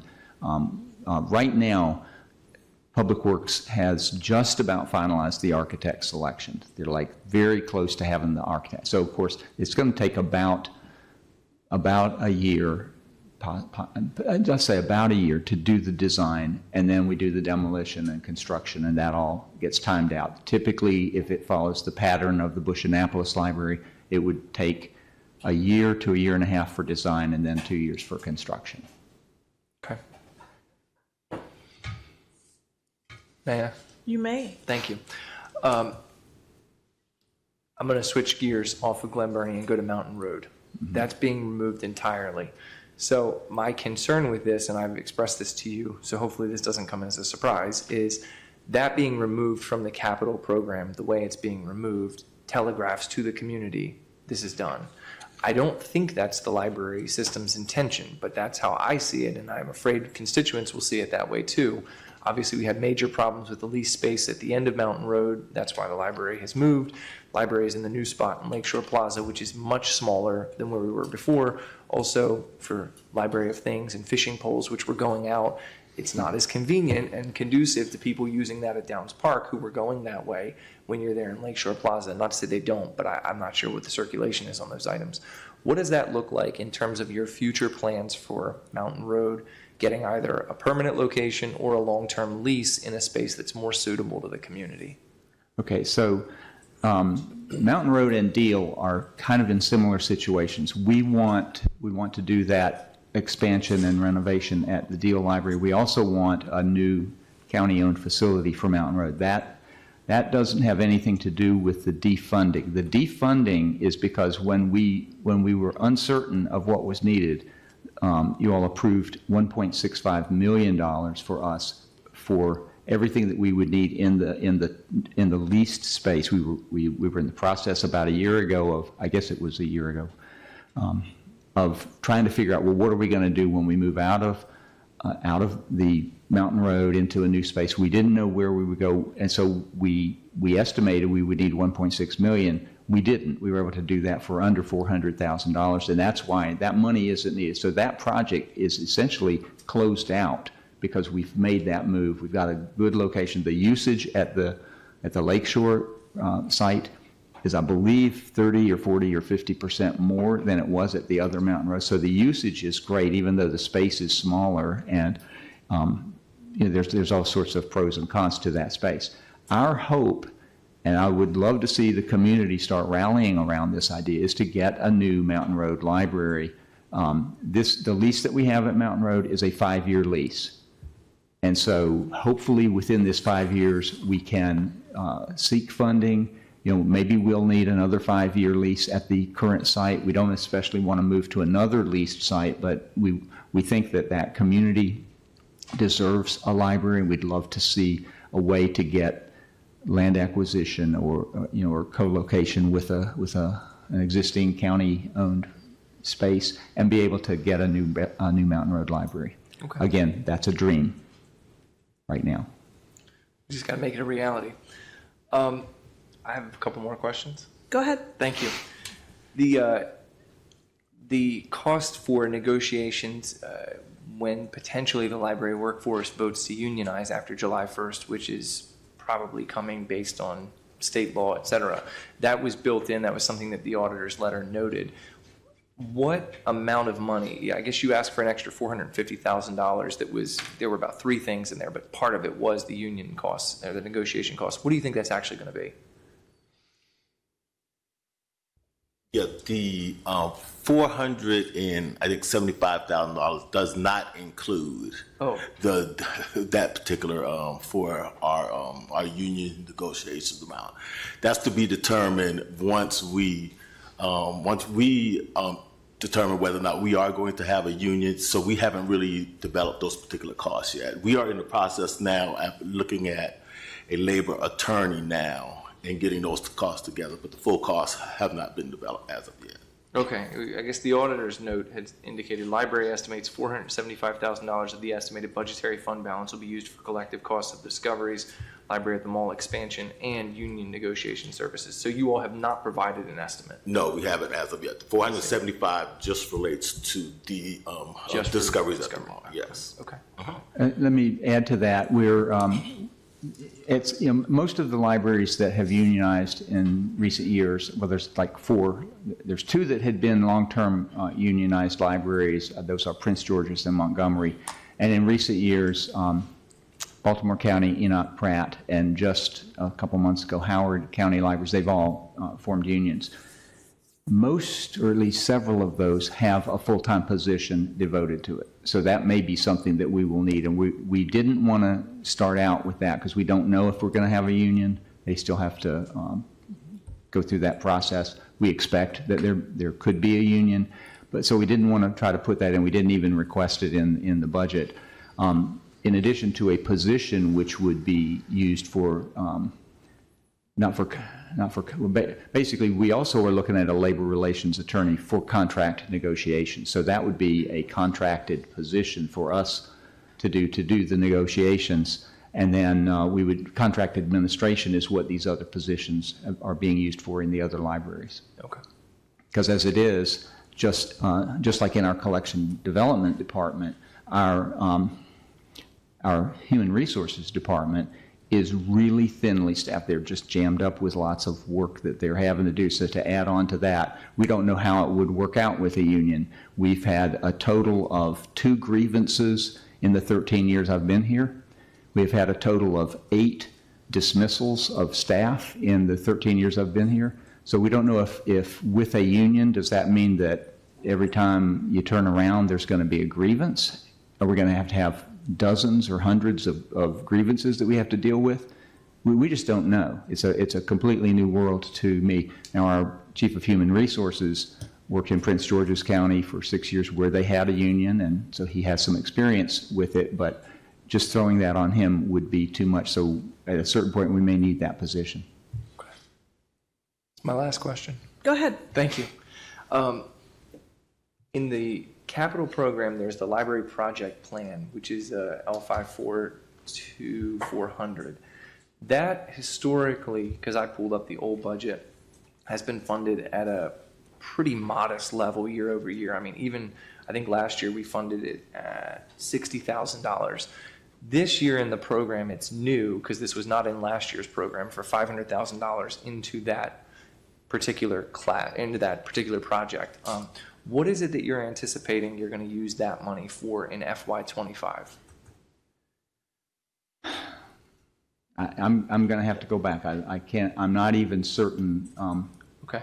What that is for. It's Yeah, I'll have to just come Because back to that. it was not in the program last year. Last year had a zero fund balance throughout, even into the out I mean, years. I'm looking at 274,000 prior approved. Yeah, so that's But collective. 'cause That's last- collectively, okay. Yeah, prior to last year, it was 214,000, and then we put I'm in gonna have to go back 60,000 and last check year. that. Okay, all right, thank you. Mr. Smith? Thank you. The Brooklyn Park Library elevator, obviously we have the design fees in that. When do we anticipate that project being completed? Obviously, it's just the design money that's in there for this year. Okay, so the cost of putting that elevator in, the projected cost was going to be about $3 million. For what, elevator? That's what we said. That's what we said when we met with the county executive. And so we didn't put that forward because we thought if we're going to spend that kind of money for an elevator, You could build a whole building for $3 million. we should look at the whole building and consider a renovation project or some other thing. So right now, we also talked about, can you just put in lifts? The issue, as you know, is that the upper and lower levels are just not connected. If you are in a wheelchair and you go to a meeting and you want to check out a book afterwards, you have to come completely out of the building and go up. You can't get from one floor to another, and so it's basically not ADA accessible. But for that cost, we wanted to go back to the drawing board and scratch our heads a little bit to see if there's something better we can do for that library than put in that elevator. And I think the reason, I'm not sure why, but if you look at it, the whole stairwell area is massive amounts of concrete. And so I don't even know what has to be done to put an elevator in. It's not, you would think a few $100,000 you could just connect the two levels. But we're going back to that project to see if there's a way to do it. Right now, we don't have a horizon for when an elevator would be put in there. How many bids came in for that? We didn't do bids, but we were doing cost estimates.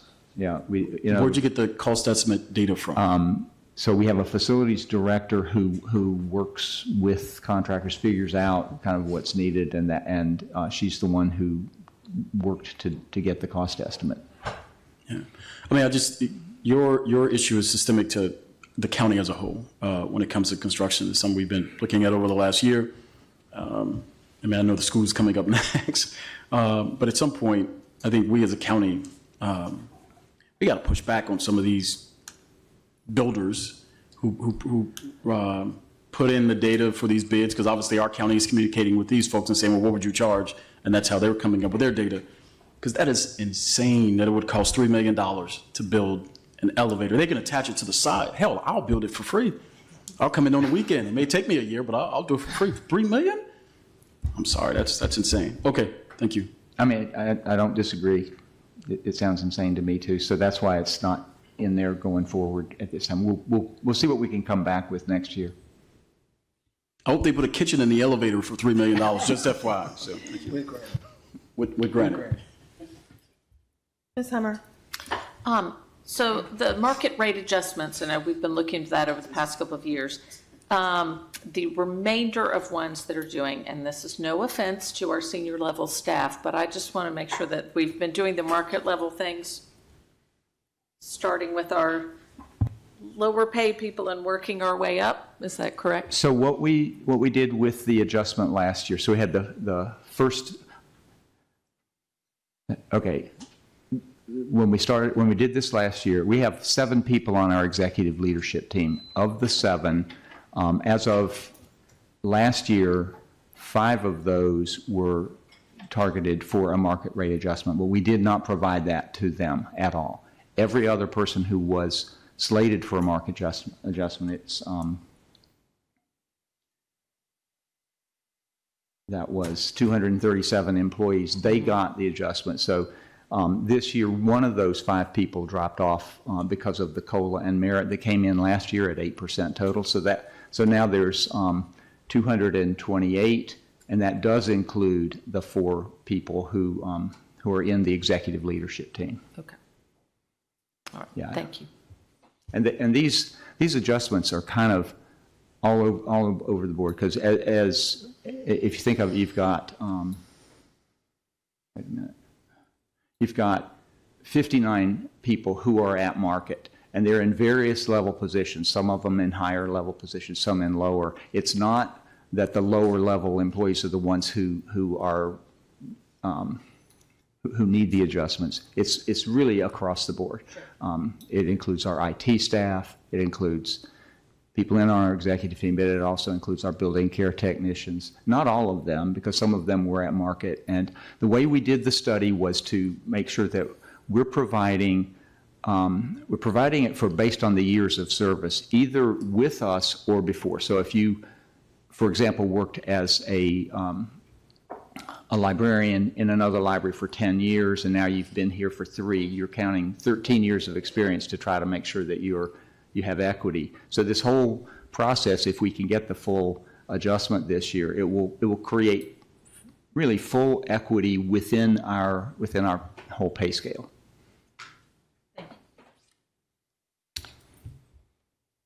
Do we have any further questions for our library system? Madam Auditor? Michelle Bolaire, County Auditor. I just wanted to clarify the question about the cost of union negotiation services. The library has an estimated budgetary fund balance of $912,500. The $475,000 is to be used for the costs for discoveries, and then the remainder was listed as a placeholder for the union negotiation services. So it's approximately $437,500 for that purpose. Thank you. And hopefully we won't need all of it. Oh, he's done. Mr. Volke has resolved any more questions. So Ms. Radvian. I'm sorry, this is just in relation to Ms. Bolaire's information. That's the amount that would be available, not necessarily the actual cost. Because if that's an attorney job available, I might apply for it at that salary. Okay. That was the use of fund balance that was indicated to us. Okay, thank you. Thank you. Well done. Thank you very much for being here this morning, answering our questions. Thank you. Everybody, thank you. Madam Chair? Yes. Could we possibly take like a 5-minute recess before we start the next presentation? We can, yes. Why don't we do that? Let's recess for 5 minutes while the school system gets set up and everyone can take a little comfort break. Thank you. We'll be back in 5.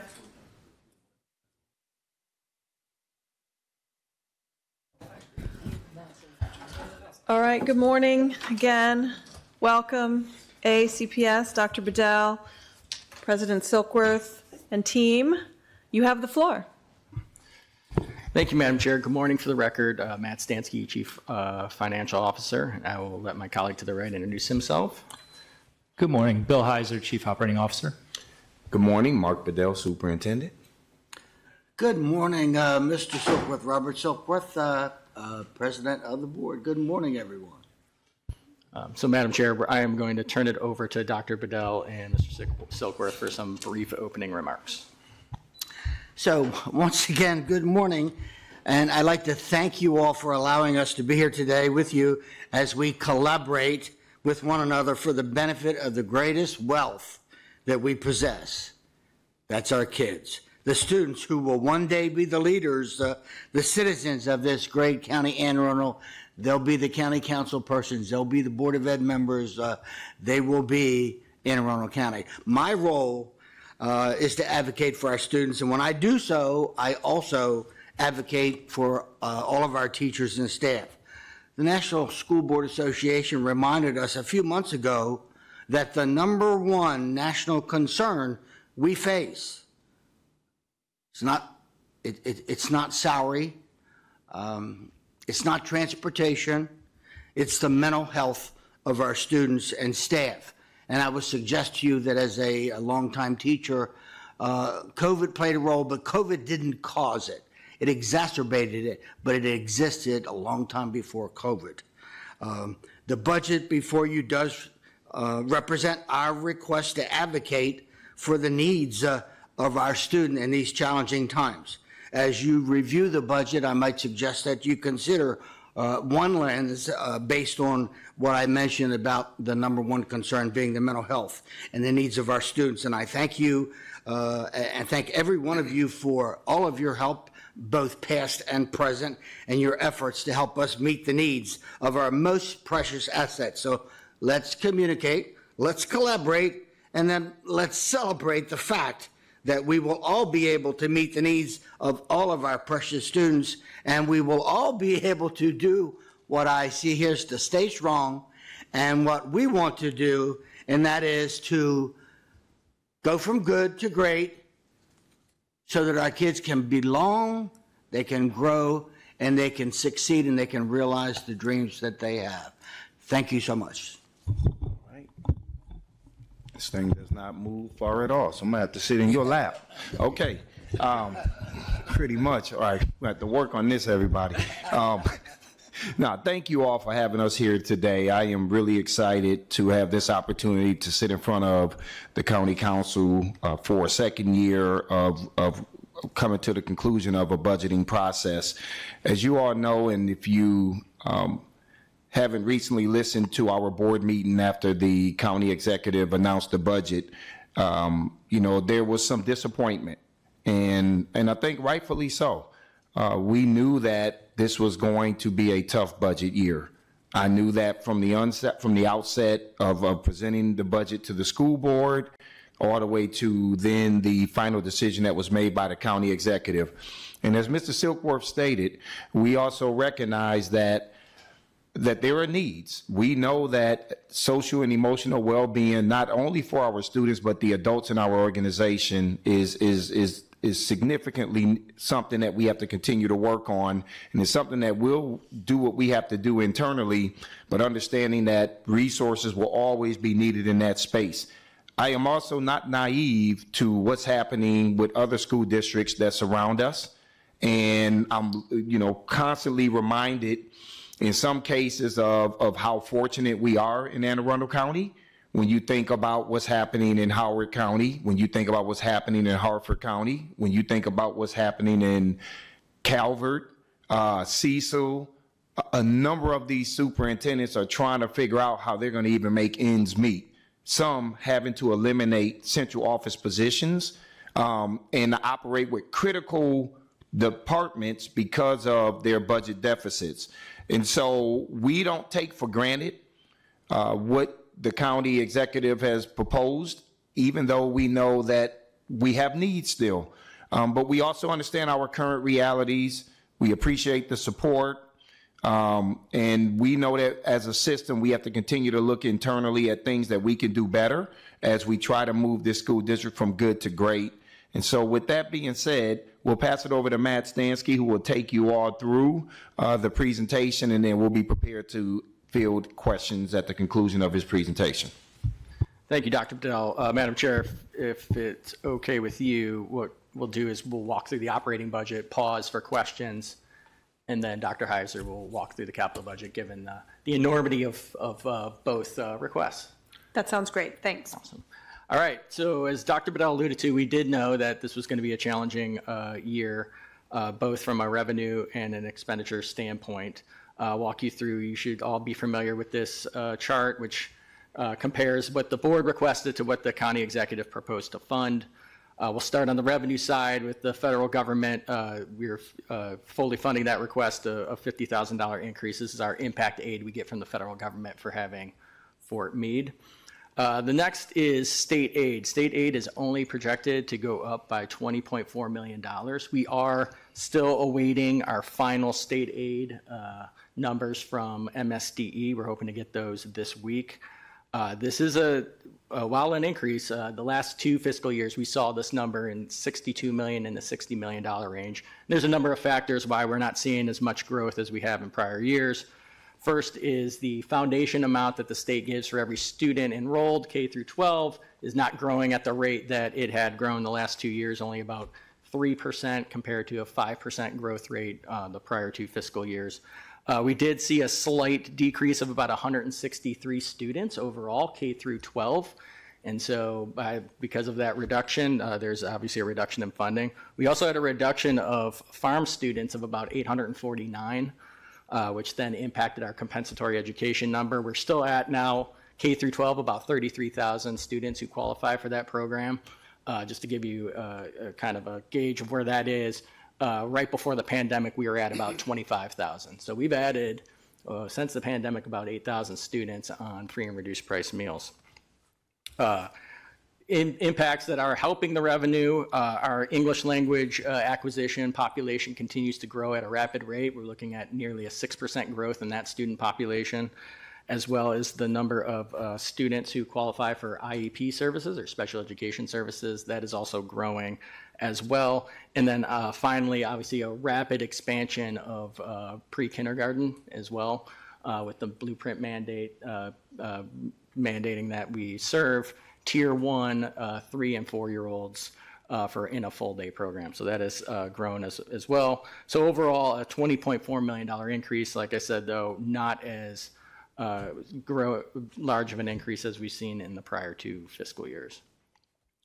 On the county side, the board had requested a total of $966.5 million, an $85 million increase over the prior year. The county executive is recommending $929.3 million, $47.8 million increase, so about a 5.4% increase over the prior year.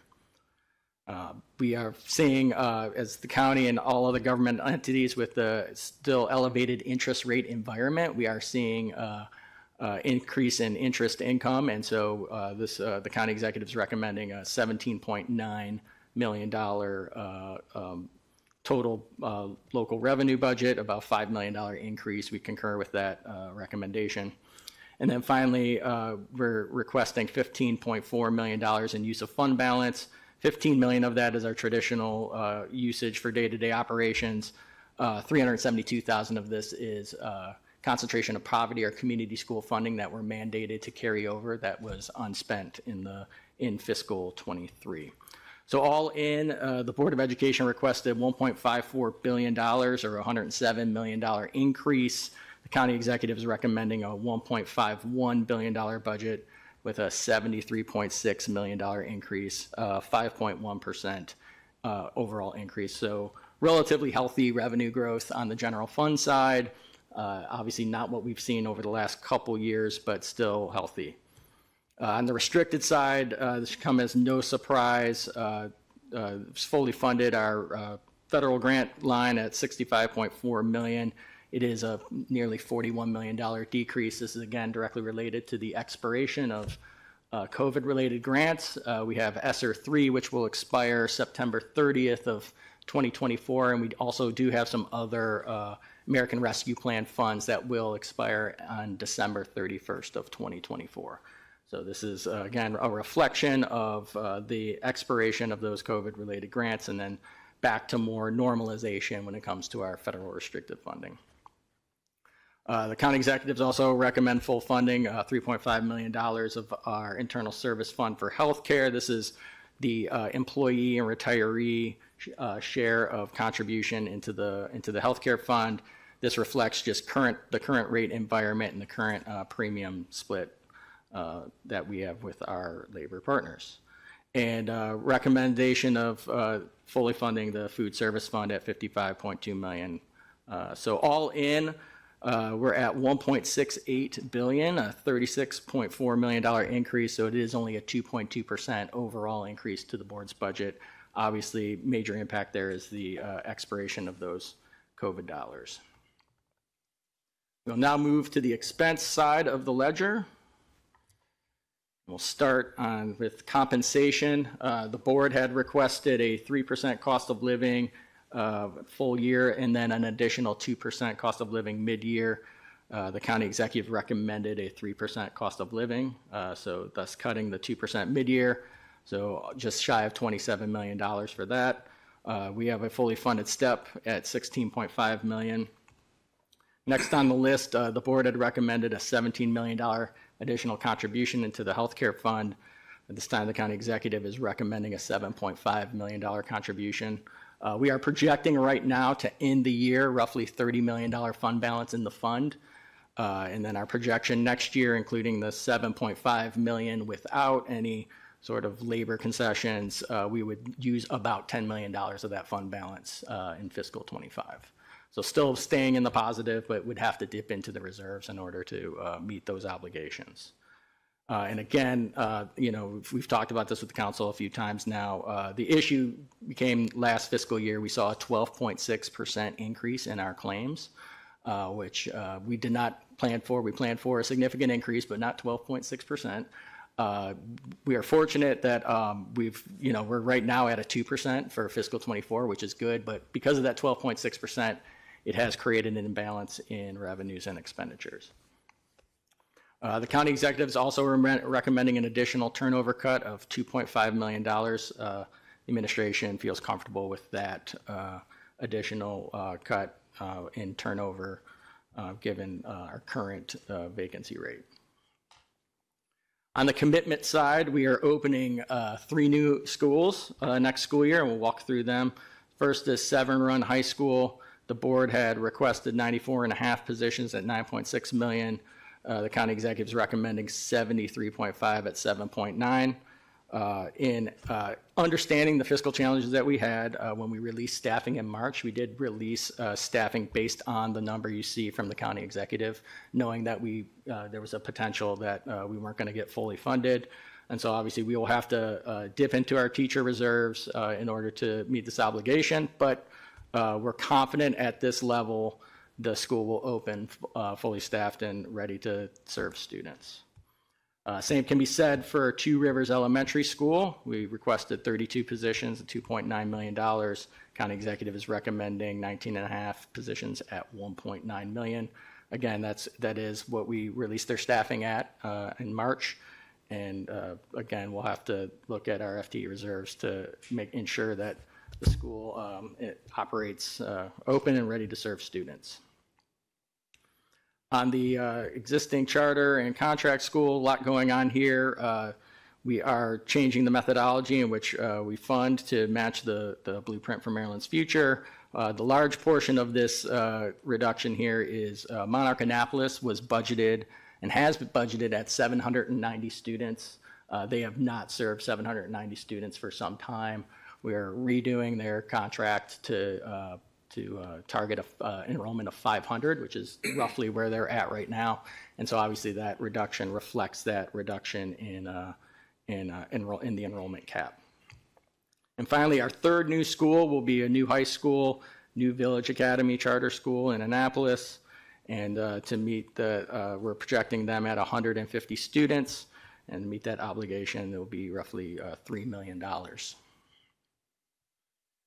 Special education non-public tuition was fully funded at $1.3 million. The board is also, we've redirected existing resources to meet this growing tuition rate as salaries increase both at the district level for special education teachers as they are in non-public schools as well. And so tuition rates are going up as well as the needs of our students are becoming more acute. And so we're having to send more students to non-public.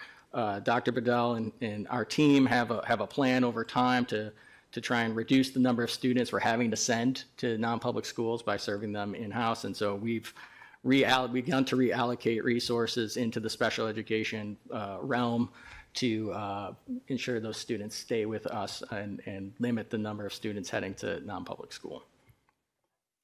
On the transportation side, the board requested $4.2 million for our contractors. The county executive is funding $2.1 million. Based on current expenditure trends and relooking at the projection for next year, that $2.1 million will be sufficient to meet our needs and obligations, which builds in over 9.5% increase, and so another 9.5% COLA to our transportation vendors to ensure that we not only have the drivers we need, but to have the as Dr. Bedell would say, the bench we have when somebody calls out, we can still run the route.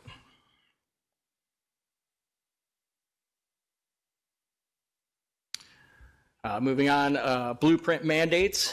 We are adding 14 community schools next year based on the threshold is schools with a 3-year average of free and reduced price meal counts of 55% or higher. And so we will now have 38 community schools for next year, and you can see a big line item increase here at $8.5 million. This obviously reflects the new 14 schools coming on and then increased budgets for the existing community schools. And again, that program is implemented to provide wraparound services and social emotional supports, the programs that Dr. Bedell and Mr. Silkworth alluded to that are so desperately needed at this time. Some cuts in the blueprint mandates as well. So transitional supplemental instruction, $2.4 million cut here. This is the tutoring program in grades K through 3. The Kerwin Commission and the legislature occurred when they passed the blueprint, recommended a ramp up of tutoring over the first 3 to 4 years of implementation, and then a slow sort of steady decline to this program with eventual elimination of the program in fiscal 27. Which the working theory is with the expansion of pre-kindergarten and then additional teachers that'll come on board for additional planning time, that the tutoring services would be able to be provided with existing staff. But this is a $2.3 million cut here. Ms. Hummer had a conversation with the community college earlier about this next one. So college and career readiness, we're seeing an almost $2 million cut here. This is the funding that pays for tuition for dual enrollment, as well as advanced placement, international baccalaureate, CTE, all those fees that we're able to waive.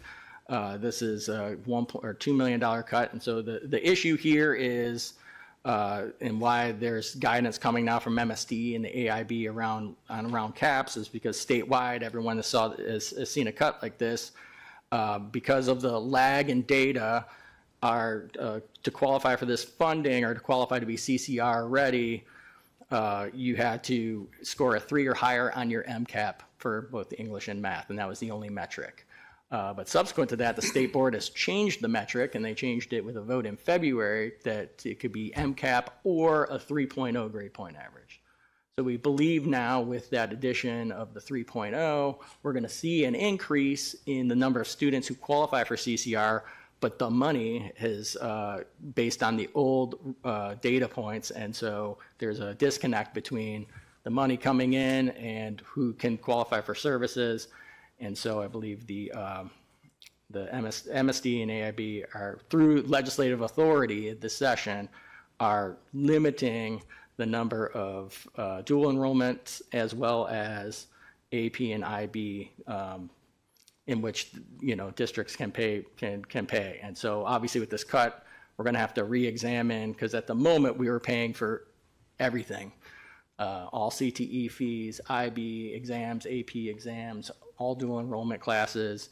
But it will be a challenge for us. So we're going to look at the guidance, and then obviously probably in the June timeframe come out with a communication to families around what we can afford and what we can't. Subsequent to that, there is an $812,000 ask to supplement that cut that did not get funded by the county executive. I will say we partnered with the administration to ask for a waiver of MOE to fund this for 1 year, knowing that because of the lagging data, we should be able to see an increase in state aid for fiscal 26 to help support this. That request was denied by MSDE for not meeting the legal requirements of one-time exclusion of money. Small increase in our workforce development funds. This is the career counseling program that we partner with the Workforce Development Board on. It is required to pay for career counselors in grades 6 through 12. This next one, the April surprise, as we call it, we're estimating a $1.5 million hit to the budget to pay for private pre-K providers.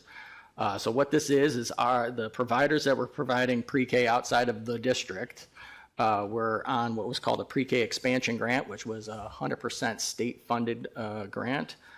In the budget negotiations in April, it was determined by the General Assembly to move those providers off of the pre-K expansion grant and onto the traditional pre-K staffing model, which did increase some state aid for us, but also then requires a local obligation as well.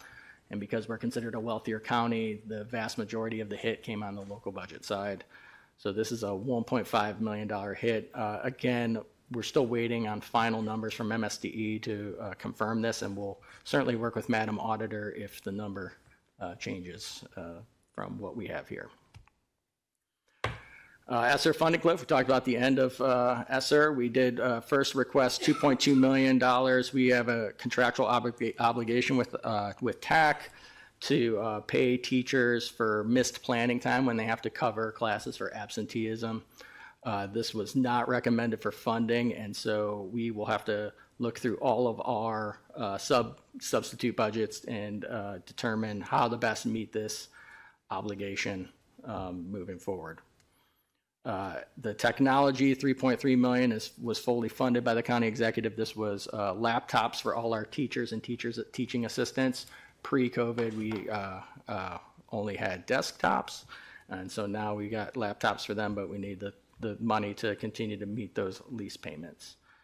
And then finally, in the ESSER funding cliff, we requested $2 million for various instructional technology. We were funded for $813,000. This $813,000 funds Google Voice, which is the communication platform our teachers use with families, and the Google Suite. It did not fund our current LMS, our learning management system, but we are able to use ESSER funding July 1 to pay for that license for one more year. And so we'll have to bring that back to you all in fiscal 26. So those were the sort of top level mandated obligations. And so because of the current revenue situation, there was not much left to do for any program enhancements. I'll briefly walk through them. The board had requested 2 positions, both one for general inquiries and one specifically for special education, constituent service liaisons. Those were not recommended for funding by the county executive. The board requested 3 additional pre-kindergarten classrooms. We have redirected staffing to continue that mandatory expansion, and so the county executive did not fund that. We spoke about the growing population of English language learners. We asked for 7 additional teachers. That was not recommended for funding in this budget. Recruiting has become more and more challenging given the teacher shortage, and so we looked within the human resources budget, and so this is a net zero request. We're just asking for the FTE authorization. No additional money here to fund that recruiter. On the school support side, we were looking to move Avid into our high needs elementary schools at $119,000. That was unfunded. We did have grants in the CTE realm for work-based facilitator through our Maryland Works Grant program. That was state funded through federal ESSER dollars, and so those are expiring, and so we did not receive funding for that. The next line was $732,000 to begin the middle school athletics program, as well as increase in funds for middle school clubs. What was funded in the county executive's budget was the increase to start up middle school athletics and not the clubs. We also had a $50,000 request for the enhancement of high school clubs. That was unfunded as well. We did, through a ARP tutoring grant, have virtual tutoring and homework help that we've instituted for 3 years at $300,000. That was unfunded. So like I said, that grant runs through December, and so we'll do what we can to continue that program at least through the first semester next year, but at the moment, no funding to have that full year. In the special education area, like I said, we've redirected some existing resources to enhance our special education programming. However, we did have a total of 15 positions and about $1.3 million in special education requests that did go recommend not to be funded in county executive's budget. And then finally, for transportation, we had 4 van drivers, 4 van aides, and a mechanic. So 9 positions at $553,800. That was not recommended for funding in this budget as well. And so those vans, for the time being, will be used as spares, and so they will be put to use, just not ultimately how we wanted to use them right away. Matching the federal, the restricted side, so we're all in at $36.3 million and a 2.2% increase. With that, Madam Chair, happy to answer any questions you or the council members may have. Ms. Fiedler. Thank you, Madam Chair. Thank you all for being here today for your individual presentations. Really appreciate it. I think this question is ultimately going to end up in Mr. Stansky's purview. When we're talking about the FTEs that are in the budget, those are focused on the 2 new schools. Can you break down, and if you don't have it right now, that's fine, of what was requested, you were very detailed in where those individual FTEs were going. What is that same breakdown with, let's say, the 73.5 FTEs for Severn Run School? Yeah, if you don't mind, if I can respond to that in writing so I can get all of them accurate, that would be awesome. Perfect. If you could do that for both schools, that would be great. I'm not sure I understand your question. So in the budget, or in this document, you can see that they have the Severn Run High School and they have school management 10, school counselor 65. Each of those add up to the 94.5 FTEs. I see what you're saying. Okay. I'd like to see how the school's going to allocate the 73.5. And I'll just say, and like I said, I'll respond in writing. Some of it is, that doesn't mean they're going to have fewer counselors. It means we're transferring a counseling FTE from another school. So we will make sure to denote transferred from another school or cut. Appreciate that. I actually do have a follow-up in the Of same course. Okay. I know that we, Mr. Stansky, you and I specifically have talked about the 26 FTEs combined between the Broadneck and Severna Park cluster that are reduced. Those are not a loss of FTEs overall. Those are FTEs that are transferring elsewhere in the county, correct? Redirected, correct. Okay. Do you have a flow chart for all of the redirected FTEs based on the new formula where you can look at each cluster and provide that information? So, Ms. Fiedler, staffing, there are a lot of variables that went into staffing this year. The new formula is one. I think another issue we've had is this school year was staffed on an elevated enrollment projection, right? So we release staffing based on projected enrollment, and then actuals come in, right? And also this school year, our actuals came in a lot lower than what we projected. And so now when we rolled out staffing this March, we adjusted that projection to reflect that new reality. So some FTEs are being removed just because of enrollment issues. Some FTEs are being removed because we're reallocating to another program, be it special education or lead teachers for Blueprint. And some are being reallocated because of the formula switch. So we'll do what we can to provide you sort of the why behind that, but I just wanted to set expectations that there's multiple variables going into why a school is either gaining positions or losing positions. And just let me add on to that. Our plan is to conduct a staffing board workshop on May 23rd at 6 p.m. That's where we will talk about the different variables that have come into play. So you heard Mr. Stansky talk about and making the adjustments on projections. We had to make adjustments. The reallocating of positions for special education, to try to stand up special education, as you heard earlier, but also gifted and talented education in this county. These were two of the areas that I heard a lot of complaints on in the 17 listening and learning tours that I did last year. And we also understand not having the ability to have infinite funding, it ultimately results in us having to look internally at what we can do to try to stand these up. We also have redistricting. So redistricting played a significant role in staffing that would follow students based on those enrollment changes to balance out our schools. And then lastly, of course, the tiered staffing model that we put in place to support the Blueprint mandates, to try to make sure that we could figure out how to ensure that money is following the student according to what the law put in place. So our goal is to do a board workshop to kind of educate everybody on that on the 23rd. And while I do fully understand that some people will not be happy with what they're hearing, I think to give people context on the why behind these moves and how we believe these moves are going to serve for the greater good of the system, including benefiting families in any of these schools where they may have seen a shift. Hopefully will allow for people to have a better understanding when we do that workshop. I appreciate that, and I will definitely share that with my constituents. I would assume it's online. Okay. Yeah, in person and online. Okay. Right?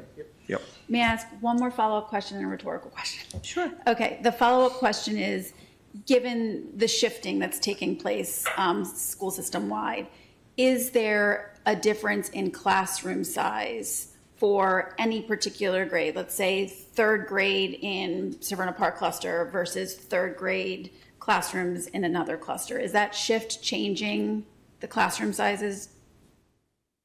Classroom sizes, Based on you're not cluster. talking about square footage, right? You're talking about how many kids in a class. Correct. Based on cluster. Is there So that could be a factor, yes.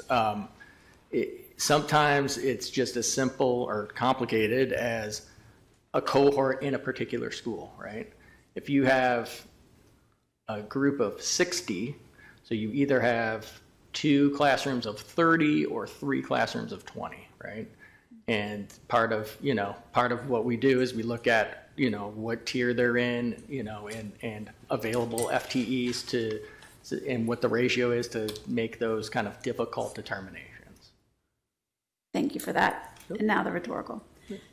So I've gotten a lot of requests from parents in my district to add 26 FTEs to specifically fill the FTE shift in the school.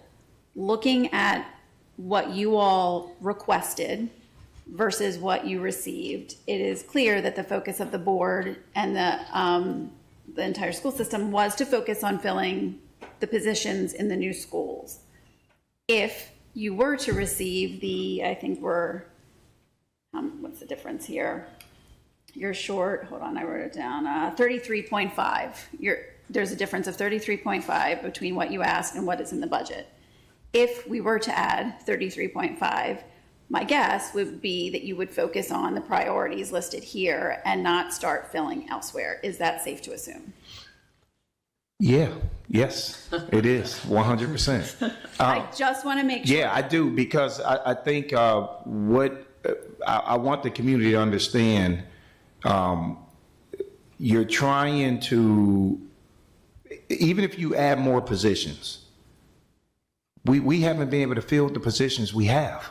We have not filled the positions we already have. Right. So now, instead of me showing you all a vacancy list of 98 teachers, now I'm showing you a vacancy list of 150, right? And this is what I said in my remarks at the board meeting when the budget was announced.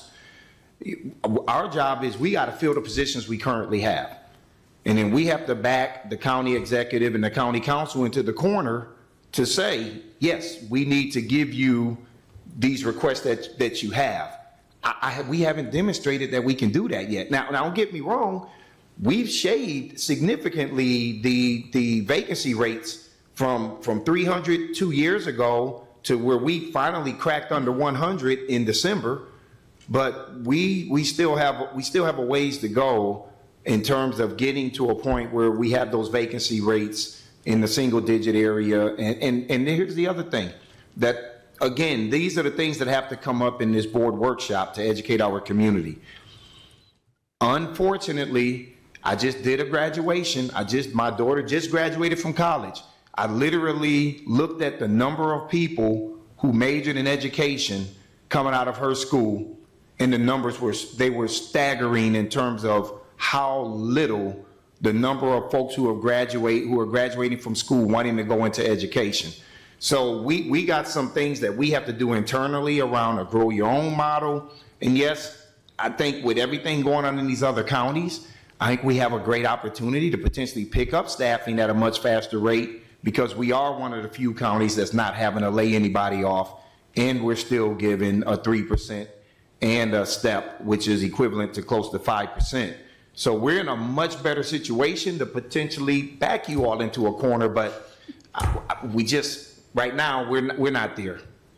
I appreciate that answer. And again, that was a rhetorical question so that I can explain, because obviously parents get upset when they hear of these changes. So I do appreciate that explanation for the record. And I'll say this too. We send out something every week. Anybody on behind this diocese who's a parent, you get the staffing updates. So it's very clear where we are. So I know parents want to help, but I also want parents to understand, we have to also think about the greater good of the system. Just like redistricting is about the greater good of the system, we got to get everybody to, if we do well as a system, we will be busting through the seams with people wanting to be in Anne Arundel County. But if the mindset is just me, and not the greater good of the system, then we're going to continue to have, we're just going to continue to be a good system, not great. And that's the part of what we want to educate people on the 23rd. Standing up special education serves the greater good of the county. Standing up gifted and talented education, it serves the greater good of the county. Your kids win, so while you may feel that you're losing something here in the aggregate, we're going to have a whole bunch more students who are going to win as a result of some of these changes that we're proposing. Thank you for that. I don't even know where to start. Ms. Ledbetter. Oh, it's going to go down the line. Thank you, Madam Chair. I was hoping you could tell me more about the middle school sports program. I've had a lot of questions from constituents. Some are very excited. Some are also excited with a little bit of nervousness involved, specifically in the realm of field space. We already have a lot of user groups. We have high school sports. There's only so many fields. So what's your vision for how this is all going to balance and work together and not take away from some while you give to others?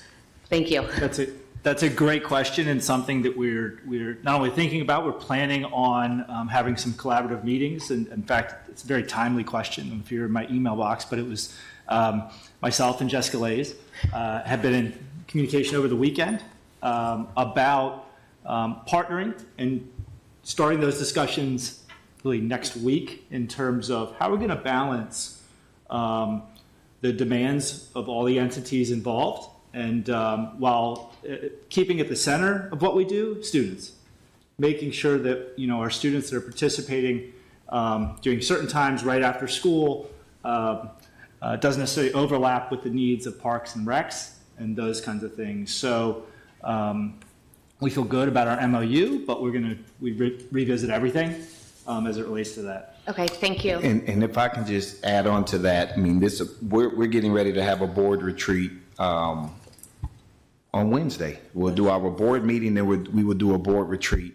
So to speak to that, there will be some updates that I want to run by the school board, even around practice time and what some of that could look like, because it is going to require us to be creative and to ensure that we're able to make sure that our kids have the opportunities to practice. So there's, in addition to what you heard from Dr. Heiser and what he's doing to work with our partners. So we think this is it's a good problem to have. It is, again, as I've gone to middle schools and I do full-blown assemblies, that was the #1 thing that middle school kids talked about, the lack of extracurricular activities, and #2 was food, which, I mean, I ate some of the food, it's fine. Thank you. And just to highlight, I think that was well timed. One of the concerns I do hear about this idea, and I lived in a school system in a different state that did have middle school sports, that I've seen how that program can really help those students, help communities, and help the high schools that those students go on to and those athletic programs. So I do see the goodness. I think one of the fears I've heard, and I understand as a parent, is at a lot of our high schools, the athletic programs are very, very competitive.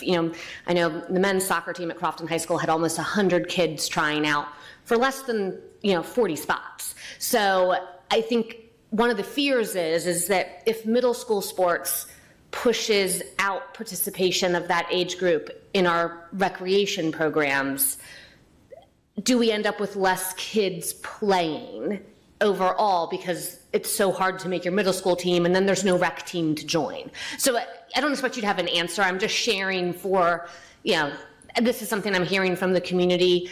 I think it's an understandable questions to be asking, and as you continue to work for it, I just wanted you to have that information. I think it's a both, right? Because I know for a number of the rec teams, that's fee-based too. Mm-hmm. We have kids who can't do rec sports because they can't afford to do it. So this also will provide opportunities at a expense-free opportunity for kids to be able to participate in that. I think that's part of what we were also looking at. I mean, my daughter does club volleyball. I'm spending over $3,000 a month. I mean, not a month. I feel like a month, but $3,000 for this season. But you know, that's a privileged sport, right? There's a lot of kids, because their parents have wealth, that those kids get exposure that other kids don't, and we think that this will allow for us to be able to do both. Yeah, there's definitely goodness here. Yeah. I love that you guys are being very intentional Yep. and you're thinking it through and asking the right questions. No, thank you for that. And I'd like, it's not just sports. By the way, at middle schools, when he addresses the middle schools and that topic was brought up, it was just a huge round of applause, no matter where we went. So this is an issue, our middle school kids, our students want this. Now, we did have sports in the past, but they were taken away, and if I'm not mistaken, it had to do with transportation. But these young people, whether it's the sports or the clubs, Lindale, robotics, the Lynx, it is absolutely amazing what they have done and what Mr. Hall has done there. We're not talking just county champions, we're talking state champions, we're talking about national champions, we're talking about international champions. These young people, they need these activities. They absolutely need them, and I thank you for anything you could do to help us with that. Thank you. One follow-up, Madam Chair. Sure. Correct me if I'm wrong. Did I hear you say in the county executive's proposal, the funding was just for the athletics at the middle schools and not the club? Not to I hear you loud and clear how important the clubs are to the middle school. I just want to make sure I understand the funding. Just let me know that's correct. Okay. Yep. Thank you. Ms. Rodvian. Thank you. Since you were raising the topic of middle school sports, I'm super excited to hear that that is happening, and I'm glad to see the county executive funded it. As a music teacher, I know that a lot of the schools have, the music school, middle school music teachers have contracts to have, extracurricular groups, but one area that I think a lot of kids really get a lot of joy out of is theater. And right now, the theater programs is it's varied depending on what school. The compensation for a teacher to do that is at the middle school level is very low, and you have PTAs at some schools that can make up the difference, and can hire a director from outside of the school system for a pretty hefty fund. They can put literally tens of thousands of dollars into productions, and then you have other schools that can't find a teacher to take on the program, and so you have no program. So I just wanted to point that out as an area of inequity, that as you look at middle school activities, that would be a great one, because that is really one where kids find family. And of course, I'm biased, but I actually played high school sports too, but y'all know I'm a Ms. teacher. Robbian, I do want to say that this discussion happened during our budget deliberations with the board. And so the administration's committed to doing a comprehensive review of all extracurricular pay, which will obviously have to be negotiated, but we're going to take that review on and provide recommendations, and so potentially could see something in the fiscal 26 budget. That would be fantastic. I'm glad that it's on your radar, because I will tell you, as a person who did middle school musicals, the compensation was under $1,000 for the whole thing. There was no person for doing any technical. The high schools have 2,000 music, technical, and the director. And we basically are, it's the same thing. We're just doing it with kids that are, less likely to follow directions because they're middle schoolers. Anyway, and with less resources, because the middle schools don't necessarily all have a theater space. So I'm glad that that's on your radar, and I'm just, just giving you a little nudge there. Very excited to hear middle school sports is on, because I think that really helps, I think after school activities really bring kids to feel part of the community of their school. And, club sports are great, but like you said, that is so out of the reach of so many families. So having it connected to the school, free and available, totally on 100% on board. If I can just add, this is the good thing about being a superintendent who also has a student in the school district. So my daughter did a play last year in the 7th grade. She did dance company this year, and then she's also doing club volleyball. So I kind of get to make my assessments of disparities and all of that stuff. Every time I go to an event, I kind of sit back and just watch. And so that's a big reason why we've also are having these conversations around, you know, trying to figure out how we can have parity, but also what, like ultimately the middle school experience, it must improve. We have done a terrible job with the middle school experience, in my opinion, across the United States. That's not just in Anne Arundel County. We were terrible with it in Kansas City. We were terrible with it in Houston ISD. And I get here and I feel like it's the same. So there's a conscious effort that we're making to really try to redesign what the middle school experience will be for our kids. And the reason why I'm intentionally going in and doing those school-wide assemblies so that I can hear from students and get to have a better understanding of what we need to do in that space. I so appreciate that you're having those assemblies because I think kids will tell you exactly what they want.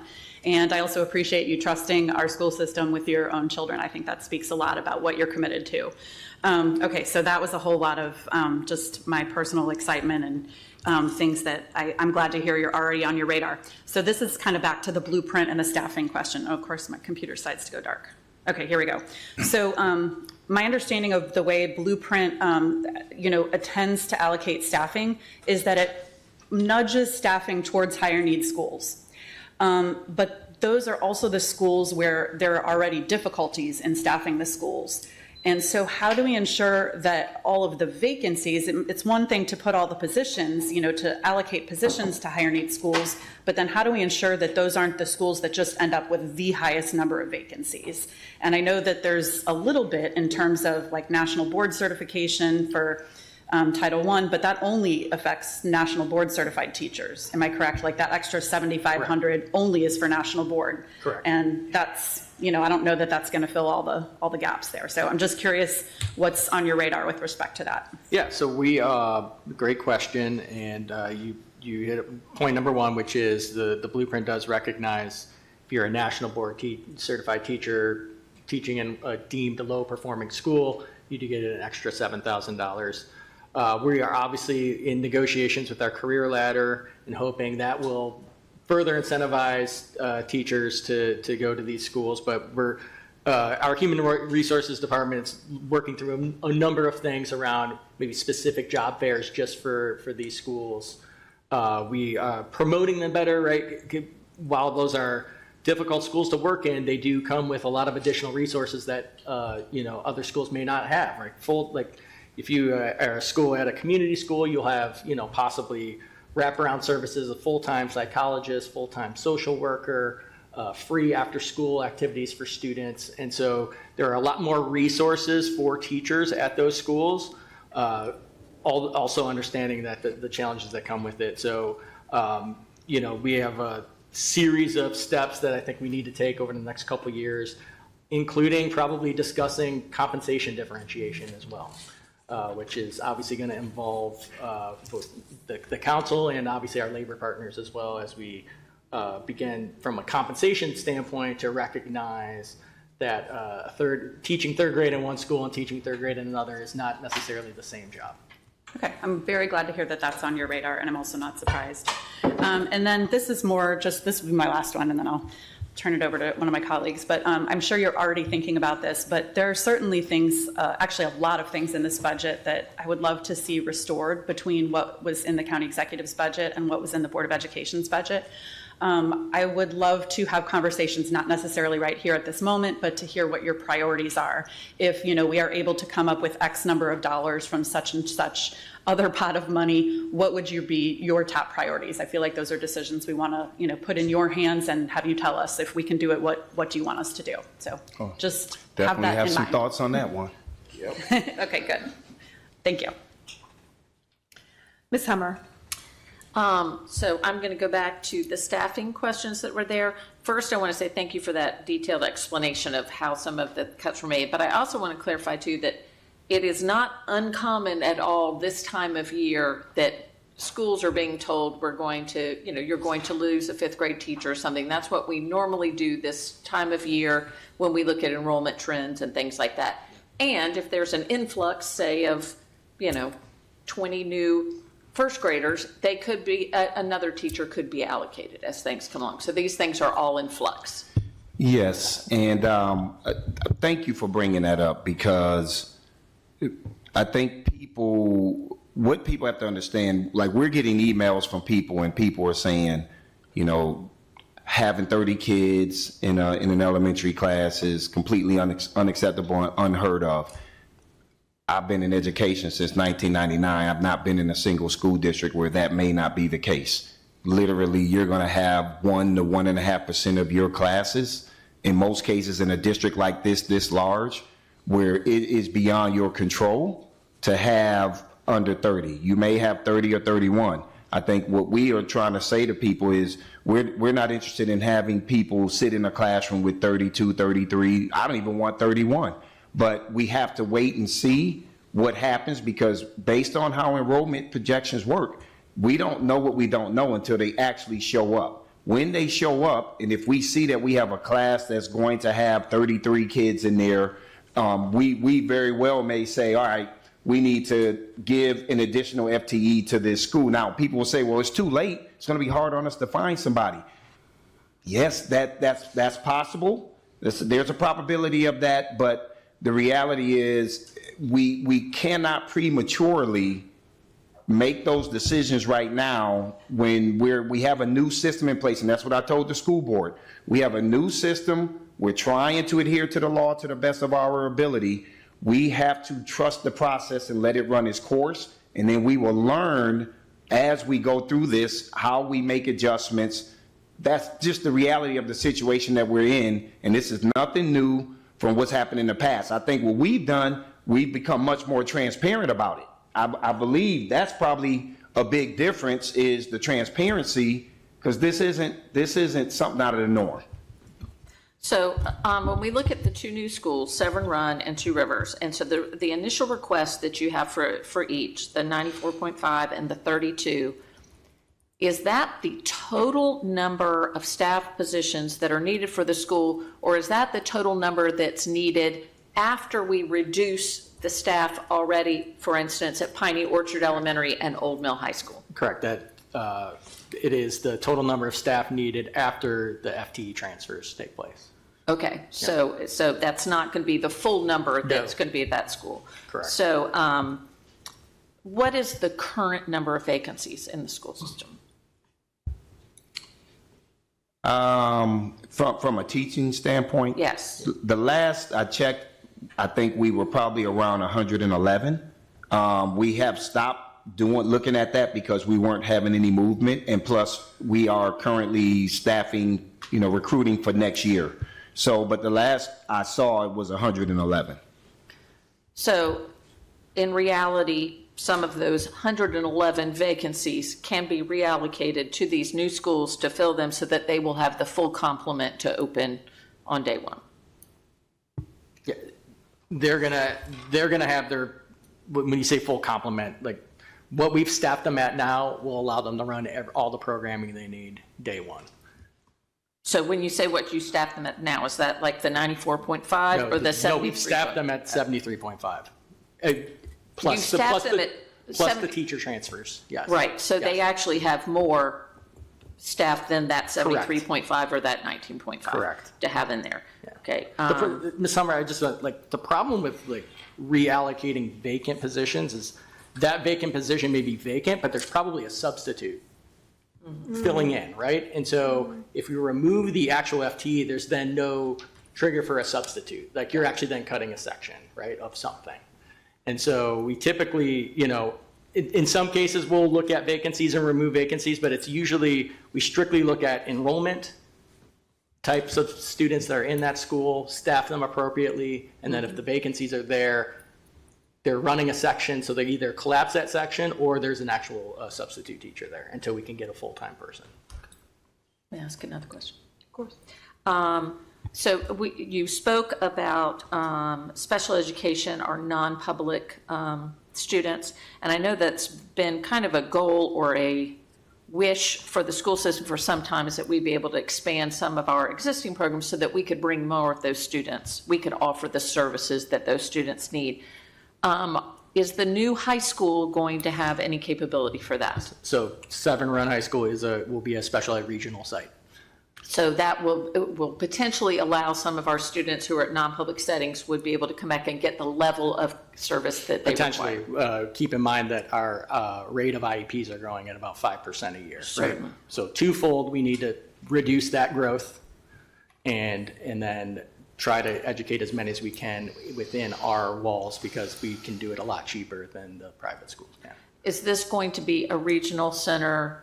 Is it replacing an existing or adding an additional? It's an additional regional center. And what types of disabilities will specifically be targeted? I can get you back, I believe autism, but let me confirm, I'll get that back to you in writing. Okay. And so another thing that was not funded in the county executive's budget is the additional special education positions. Of that current 111 positions we have, how many are special education vacancies? Last I checked, it was 36.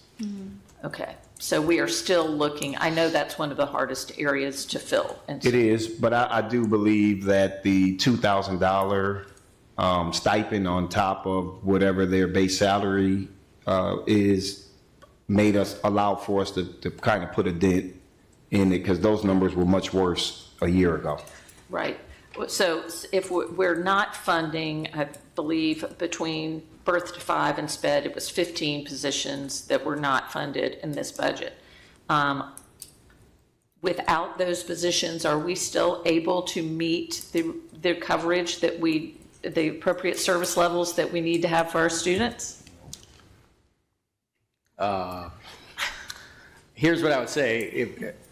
We're legally mandated to provide services based on what's written in the IEP.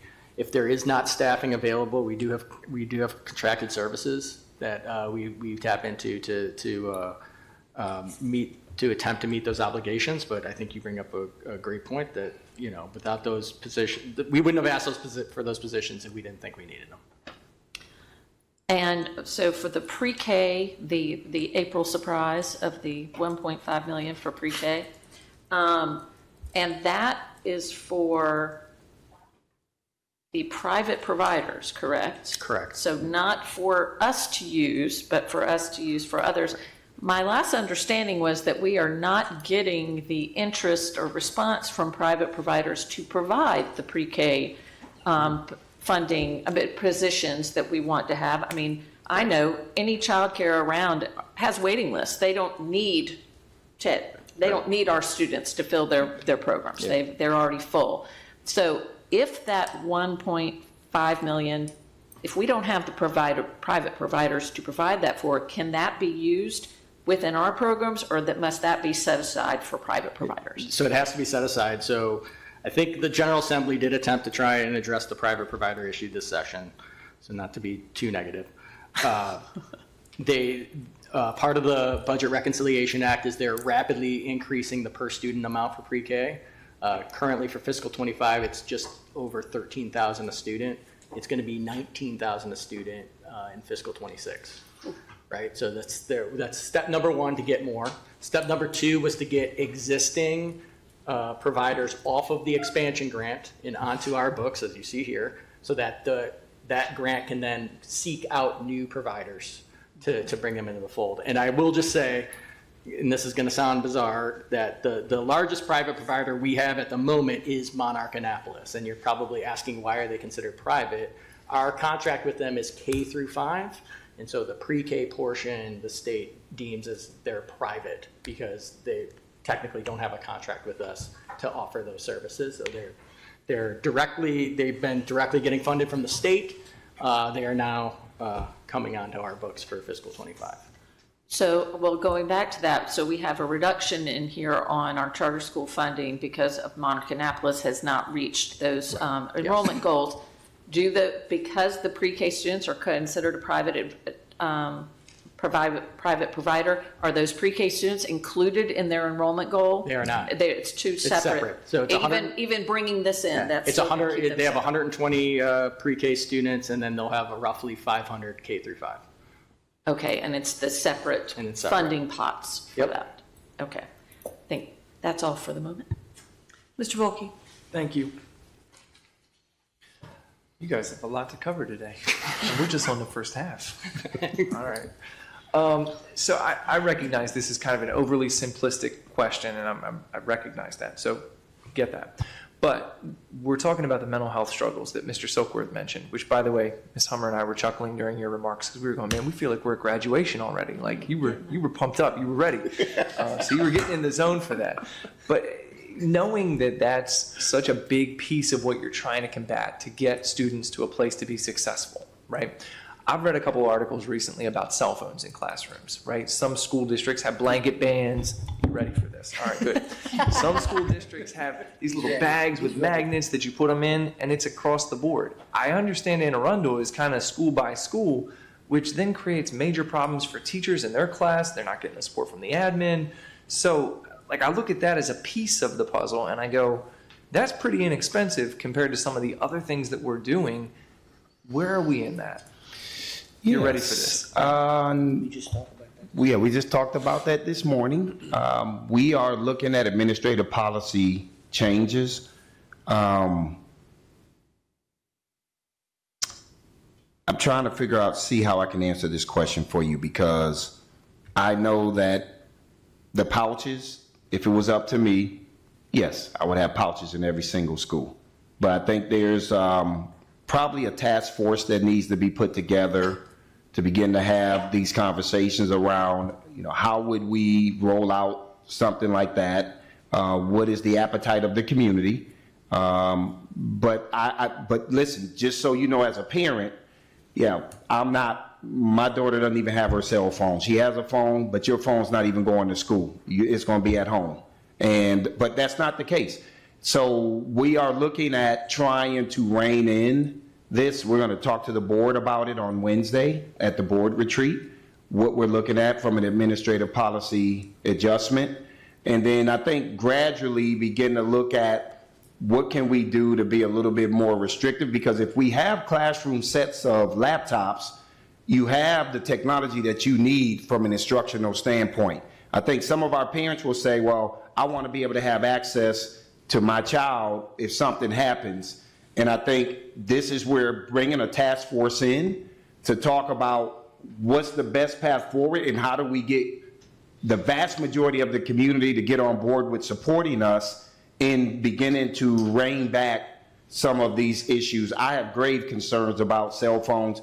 I think you all have seen recently the number of times that Anne Arundel County has either been in the news for recordings. When you have this, some of these fights, some of these negative things are staged, and it's staged so that we can record and we can post to a site so we can get as many followers, so we can get sponsors. So we talked about it this morning. Trust me, we are looking into this just like we're looking into grading regulations. We're looking at both of them. I'm sure you do. Thank you. Go ahead. As somebody that's been in the classroom and had to deal with cell phones, so I'm going to bring out the word that I bring out all the time. It has to do with relationships. When the relationships are built with students and their teachers, it becomes a non-issue because they're built on trust and respect. But this, and this is something we're talking about this morning. I talked about it over the weekend with some teachers. It is something that we have to do because there's no doubt that student outcomes are being really devastated to some extent by this. And what I talked about earlier about the mental health, I'm going to suggest that the cell phones contribute to the mental health 100% problems with our students. Having said that, there will be some stakeholders, some parents, some students who are going to not like what we are probably going to do when it comes to a policy with Dr. Bedell's regulations. We have to be working together for the benefit of our students. This is a big issue, but I think when we work together, collaborate, and we're all on the same page, we can easily get this done, for sure. I'm thrilled to hear this. I would say to any parent who is worried that they're not going to be able to reach their child, The school has a telephone number. There's a central office. There's staff in the central office who can answer the phone. You need to get there. I went to school, and some of my colleagues will remember this. We had 9/11, right? We had Columbine, all these terrible incidents. So don't tell me this kind of stuff didn't happen before, because it did. And there was still a way to reach your children if you needed to get them. There was still a way for the school system to put communications out. Bob's back there. I know he's got a pre-recorded message ready to go. So, like, it's Bob from AACP. Anyway, so I just say that because there's always a way to get that information out. You've got to be kidding me that these people are going to make that argument. I mean, I'll be there with you in solidarity. It sounds like a bunch of my colleagues will too, to say, that's just foolishness. Come on. So, and I agree with you, Mr. Silkworth. Everything I've read and just what we know about how cell phones work and all these apps and how they're designed to recalibrate your brain, basically, to like be distracted all the time by these devices. No wonder we're seeing this. So I think that's a less expensive way than some of these other things that we're doing to really try to deal with the effects of that. That's an easy way to do it. So, or less expensive. So we're aligned, so that's good. Yeah, so that's one. Let's take that. All right. One of the other things that I want to ask you about. So my wife and I do a small group at church, and 5 of the 10 young people, 18 to 30, are teachers. 4 of them are Anne Arundel County Public School teachers, and one of them is Carroll County Public School teacher. One of the things that I hear about routinely is the discipline problems in the classrooms, and these are elementary. A couple of them are elementary, 1 or 2 of them is going middle school. Same issues, and I'm sure Ms. Rodvian sees this on a regular basis with what she does, but it just seems like these kids get away with whatever, and that's what I'm hearing. Now, I'm not in the classroom, so I can't speak to that. I don't know why that's happening. I don't know how much of it's the cell phones and other influences, but we talk about why people don't want to go into teaching. Not a single one of these kids said, I don't want to be a teacher. They didn't go into it for the money, right? They went into it because they love it, and they want to shape young minds. They recognized they weren't going to make hedge fund manager money, but at the same time they want to do it. But this is a major impediment, right? I mean, if they're being distracted routinely throughout the day by kids who just are huge behavioral problems and they're not getting support from the admin, it creates this environment where, like, how do they teach the kids who are there, who want to learn? And I'd be interested to know, how does the system handle that? Well, I think one of the things we've done is we've done a phase 2 reorganization of the school district. And we're looking at different ways that we can provide support in a more targeted manner to the schools, whether it's taking departments, doing some merging of departments. I've also created a position, a chief over student and systemic supports. And under that role, this person will be responsible for helping us with culture and climate in our schools, safety and security, and then social and emotional well-being for our students and adults. So we're basically doing some fundamental things as a result of coming out of COVID. We also know that social and emotional needs of folks was going on well before COVID. I think COVID just exacerbated it. But so we're doing some intentional moves that will go into effect come July 1. And hopefully over time, you guys will all begin to see some of these changes play out system-wide into our classrooms. But the discipline piece is a concern, but I think it's also been a concern legislatively too, it's almost hard on us as educators to do certain things when you have legislation on the books that, in essence, makes it harder, and our kids know I could do these things and get away with it, and there's not going to be much accountability. And I know that there's been some talk about adjustments there. I've had this conversation, Mr. Volke, in packed rooms with community members out here in Annapolis about my attitude of not allowing for 5 to 7% of kids to hijack the learning of the 93 to 95%. And I think I've been committed on that. And what I've said to people is, we have the video recorders. It don't matter what race you are. If you cut up, we're going to deal with it. But in the end, we can't say one moment we want you to have order, and then you try to have order, then you want to jump on me about who's being suspended or who's being held accountable. You can't have it both ways. And so that was my conversation to some leaders about my expectations, and I think some of these changes are going to help us. Yeah, if I can chime in just for a second, that is, again, as someone that's been there, done this, it has always been my understanding and expectation that students will rise or fall to your expectation. If your expectation is high, that's where they'll go. The whole concept, we actually have good policies and regulations, but for some reason, for a period of time, there have been interpretations made by adults that have really not maybe followed those regulations. Having said that, I will tell you that it's also my experience that our students want discipline. They want us to make them accountable. And, you know, across the state and the country, we've heard about this restorative practice. Well, I will just simply tell you, I continue and I will continue to say, restorative practices that is being embraced by so many people as if that is the answer to everything, it has flaws. It has some good things in the hands of an adult who is well-trained, very well-trained and experienced. With some students, it'll do wonders. But if that person is not well-trained, and there are some students it just doesn't work with. One of the biggest things about the restorative practice, in my mind, is that it lacks the accountability piece. There really isn't any. And large numbers of students recognize that. And so what is discipline about? It's about a change in behavior. And so, again, Dr. Waddell and I and cabinet members, we've been talking about this, and it's when it comes to the grading, that's being looked at, the cell phones and the discipline, it's been on our radar, and there will be some great news coming, I'm sure. Yeah, I appreciate that. I think that's great. And to me, it's almost like the funding piece is here, but then these are also tools that you have or mechanisms you already have, or things that you could do at a lesser expense than personnel and programs and all, where you can kind of come in and maybe you just get a product and that product takes care of it, you know, and if that helps, that'd be great. So thank you for that.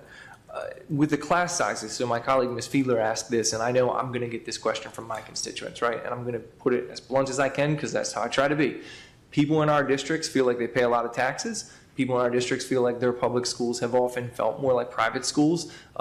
That's just the thought process, right? And so if you see that you're getting less for the money you're paying and you feel like you're paying more money, that's going to be the sentiment that a lot of our folks are going to express to us. So I hear you talking about system-wide and moving it up, but the challenge, and I say this to parents a lot in divorce cases and custody cases when I do this, I say if you have your kids 100% of the time, giving up even 1% of the time feels like losing, right? Absolutely. So that's the same thing you got over here, is that if you got a lot, giving up anything is going to feel like a loss, and we know from psychology losing hurts more than winning feels good, right? That's how people are. But I think you've got to find a way to message that, to explain that to folks, because that's going to be the pushback that we get, I know in our districts, it's going to feel like you're taking things away from us and our kids are doing well. You say a lot about you want to bring the bottom up, not the top down, but this is going to feel to people like the top is coming down. So I think that's a messaging challenge and a presentation challenge that you all are going to have. I just tee that up for you to know that, you know. Yeah, I think you nailed it. I mean, what you just said triggered a piece of data that I may need to bring to have as a part of my opening remarks on the 23rd around us having to do some similar things in Kansas City. But in the end, when you looked at the data, kids that were coming from more privileged communities actually benefited even more. We were able to show significant gap reductions for African American kids, Hispanic kids, but our white kids actually did even better as a result. So having data to say, look, you know, because I think you also have in some of our situations, you have some schools that historically have not been touched. This is a new phenomenon for some of these schools where we're saying we're going to end up reallocating and moving positions. So you forget these 5 things that we talked about, the reason why. You all have never touched our school, so why are you doing it now?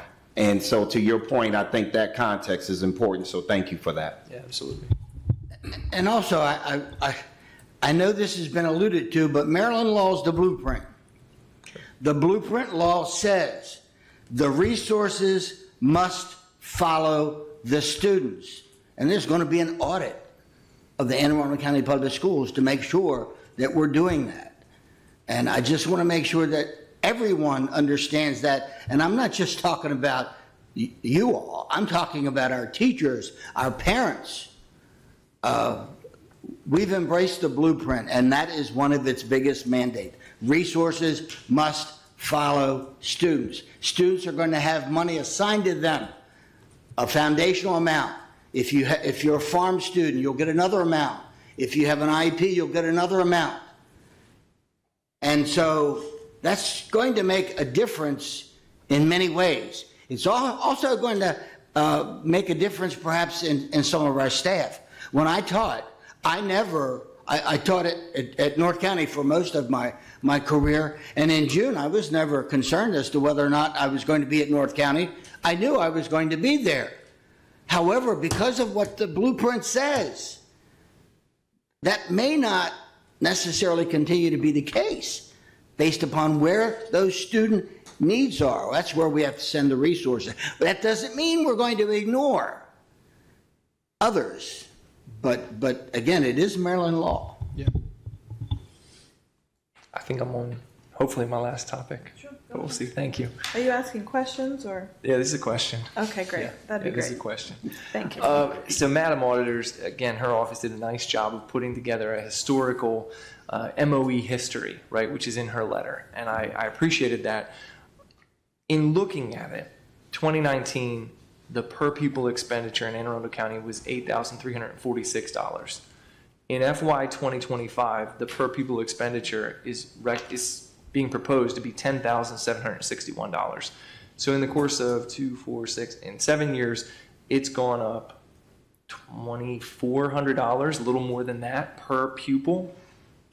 The question, and I've gotten this from constituents already, right, and they will continue to ask this as they see more and more money pour into education, and we're $50 million over MOE, though we are meeting blueprint requirements. So as Mr. Trumbauer has been explaining to me, MOE is kind of, to a degree, not as relevant as it once was when you look at spending and what the metric is. But in looking at that, and this is something you're big on, Dr. Bedell, and I know you're relatively early in your tenure, so I don't want to put too much on you, but where are we going to see that ROI? What is that going to look like? And in terms of those additional investments, how do we go back to our constituents and say, you're seeing it, right? Because I had one constituent send me something, and it was sort of he did some charting. He's a budget guy. So he did charting of spending, and he did charting of it was the MSEA, I think, testing. Is that what it is? There was some testing. MCAP. Maybe it's MCAP, yeah. And that was going down for the state. Now, obviously, it's not just Anne Arundel County, and so I don't know that that's a fair metric. Maybe it is, maybe it isn't, but where do we see that? When are we going to see it? What's the realistic time horizon on when that really kicks in? I mean, to me, I think you have to allow for a minimum of 3 years to begin to see impact. Period. But I think for us, we've already presented data to folks that's already showing a return on the investment. I mean, I just concluded 7 community conversations where we basically gave people the data from last year. And in our county, you know, I get what they're saying is happening at the state level, but I mean, we saw a lot of progress last year. We saw AP scores go up, and we saw the number of kids taking AP scores go up. We saw the district go up in 7 out of 8 of the MCAT tested areas. We saw the school district move up in its ranking on teacher compensation. We saw 0 vacancies with bus drivers. There's a return already. Just the fact that I came in and within 6 months, we were able to do some creative things, and we got the support of the school board and you all, that we were able to eliminate the school bus situation. So we did all of those things last year, playing full court basketball 3 against 5. And this year, we feel like we're close to 5 on 5. So I'm expecting when we see results that we will see, you know, a better return because we're more equipped we got kids to school more this year. Chronic absenteeism is already better than it was last year, year to date. We believe that we should see some similar performances increase with academic performance. And then I think our goal will be to come out and give that to you all, just like we would do any other year. Remember, we're also launching a strategic plan. So the board will vote on that on Wednesday. Now we have our sense of direction, and we'll have a scorecard that we'll build out. That scorecard, now we can talk about accountability to investment versus what the actual product that we are trying to create. So all of that's coming. I just have to have time. It's coming now. And you recognize, hopefully, I'm on your side. Oh no, I want to see absolutely. you be successful. I know, right? But 100%. But these are the questions I'm getting, and so and I need to be able to make sure that I'm giving y'all the ammunition you need to. So, and that's the goal. That's so absolutely no problems at all. Good. Thank you. Ma'am, thank you. I'll be short because my comments I'll save to the capital program once we start going down that. But just putting on the record in favor of the middle school athletics, and it's taken a while to get over here to it. I look at it from a lens of public safety, and I think long term it's going to have significant public safety impacts on the community, which is why I'm 100% supportive of it. So thank you. Ms. Hummer. Yes, so to piggyback on what Mr. Volke was saying about our per pupil cost, and that we want to see a return on investment for the kids, I think 100%, but I don't run it anyway. I don't think we can underestimate the impact COVID has had, and that getting those kids back up to speed is going to be, like you said, minimum 3 years. I think we're 3 years now.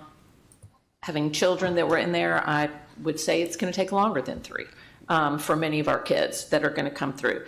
And just for public watching here, when we talk about that 11,000 per student thing, that is the average. The average, a special education student, for instance, their cost for education is well over $20,000 for those individual children. And some of them are much more expensive than that, depending on their needs. So I just want the public to know that is just the average, but we have many students that it's far more expensive to educate them. I would also say, Matt maybe can speak to this, but last I checked on that data, I think the average has Anne Arundel County 13. So yeah, 13th. But I don't know where are we now in terms of county wealth? Are we still number 3 or did we slide? So we're number, In the state definition of wealth, which is property tax base and income tax base on a per student basis, I think we're now 5th. But overall, when you look at state revenue and county revenue on a per student revenue basis, we're 13th in the state. And so, so we're about half, about right in the middle. Right. And it's, that's when we say it's really important that the blueprint has that money follow the child, because a school that has a larger percentage of children with special needs, for instance, is spending a lot more educating them. So that needs to come in there. I wanted to comment, the community schools, thrilled to hear we're opening more. My experience with the community schools has been, incredibly positive, the things that they are doing, and I think the potential for that program in addition is kind of limitless. So it's great to see more of those coming. One of the things that is cut under the blueprint funding, it says in here, is the tutoring program, and that's going to be 17 like TA, TSA positions. Are those people those positions are being eliminated? Are we finding other positions for those? Yeah, it's teacher and TAs, and yes, they will just be they will just take an existing teaching vacancy or TA vacancy that's there. And then the other one was the CCR credits that we've been paying for, all the CTE and the AP and the IB. As a parent who has been in the school system before you were paying for everything and after it's been paying for, I appreciate having all the AP exams covered and all of those things. But I also know that I certainly can afford to pay a portion of it, and we did for all those years beforehand. And I am, I think that is an area that It was great for a couple of years, but people were not cutting down on the number of AP tests they were taking when they had to pay the fee. I mean, we were finding ways to make sure that every student could take what they needed to have. So I think that is one. But I am still I'm a big fan, though, if we have to prioritize, that our CTE, it's our licensing and certifications for students, be covered, because they are going out there to work, and let's get them off on their feet immediately to walk into the workplace. So I think that's it for me. So as we talk about this increase of per pupil expenditure from 2017 to 2025, I know from either being on the Board of Education or sitting in this seat for the last several years, we've been able to invest in teacher salaries tremendously. I know from my communication with Mr. Stansky, possibly over the weekend, that we are now at nearly $60,000 starting pay. We're just on the cusp of that. That has to play a big role in how we get to $11,000 per pupil. Yeah, yes. So I will say, pending agreement with our labor partners, our starting salary would be $59,906. But that's obviously pending negotiation. That is what's funded in the budget. Yes, and then obviously, last year we had a step increase in 6% COLA. Year before that, a step increase 4% COLA. And then before that, we had the makeup steps, right? All the steps that were missed in the 2010 decade. Our board, with the support of the county executive and the council, were able to fund those makeup steps as well. So yes, a significant amount of that increase was poured into employee compensation. I seem to recall a starting pay of about $46,000 a few years ago or something. It's increased tremendously obviously to compensate, the skill and ability of educators, and also to recruit. Yeah, and part of that was the budget amendment you all passed last year to get us the $1.4 million to move, because we were at 53,000, and that moved it to 58,161, and then this 3% will get us to 59. And just so by fiscal 27, we need to have it at 60,000. So I think we're in very good position to hit and exceed that mark. So I'm going to take this opportunity, since Severn Run is in my district, although it's going to serve many of us, our constituents. In this age of, it seems like if you're not perpetually outraged at all times, you're not doing it right. I do want to assure constituents and folks that Severn Run High School, as well as Two Rivers, is going to be fully staffed. I know we've said it again, but I'm supposed to be upset because Crofton High School came on board with their fully staffed, and now that Severn Run is opening, I'm supposed to be just outraged that we're not seeing 94 teachers being funded. But the school's going to open with the appropriate level of staffing. Correct. Our preference would have been for you all to fund 94 positions, but given fiscal limitations, we're able to do it with the 73, and yes, it'll be fully operational, ready to go in August. Okay. I know, I'm trying to be, anyways. The community schools, I'm going to just take a minute. Community schools, I am involved in Woodside Elementary's stakeholder group, which is really fun for me to be able to be in an elementary school on a quarterly basis, and my colleagues are speaking while I'm speaking, which is very rude. Have we had, community schools are only 3 or 4 years, we've gone from 12 to 15 to 23 to 33, I mean, we're growing them quickly. Yeah, fiscal 20 was the first year, and we had 2, Mills Pearl and Tyler Heights. Okay. And since then, we've obviously had... Yeah, no, it's fantastic. Yep. Are we seeing them, or do we know yet if they are helping to recruit and retain teachers in those schools? The fact that they have those services that you were talking about previously to support student and families? Do we know, do we know if our staff are feeling supported in those community schools at a higher level, or do we don't know yet? So I can tell you, just based from a data standpoint,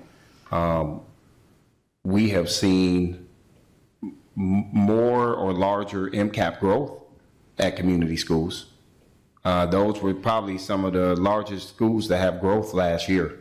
And so that also would tell me that in a number of those schools, for the most part, you have a happy staff because of all of the additional supports. I'm getting a bunch of reports that there's an exodus of staff members at those schools, at least from the knowledge that I have. But I mean, the data speaks for itself. The community schools, when you look at that data, they had some of the largest amount of growth last year. And are community schools solely elementary?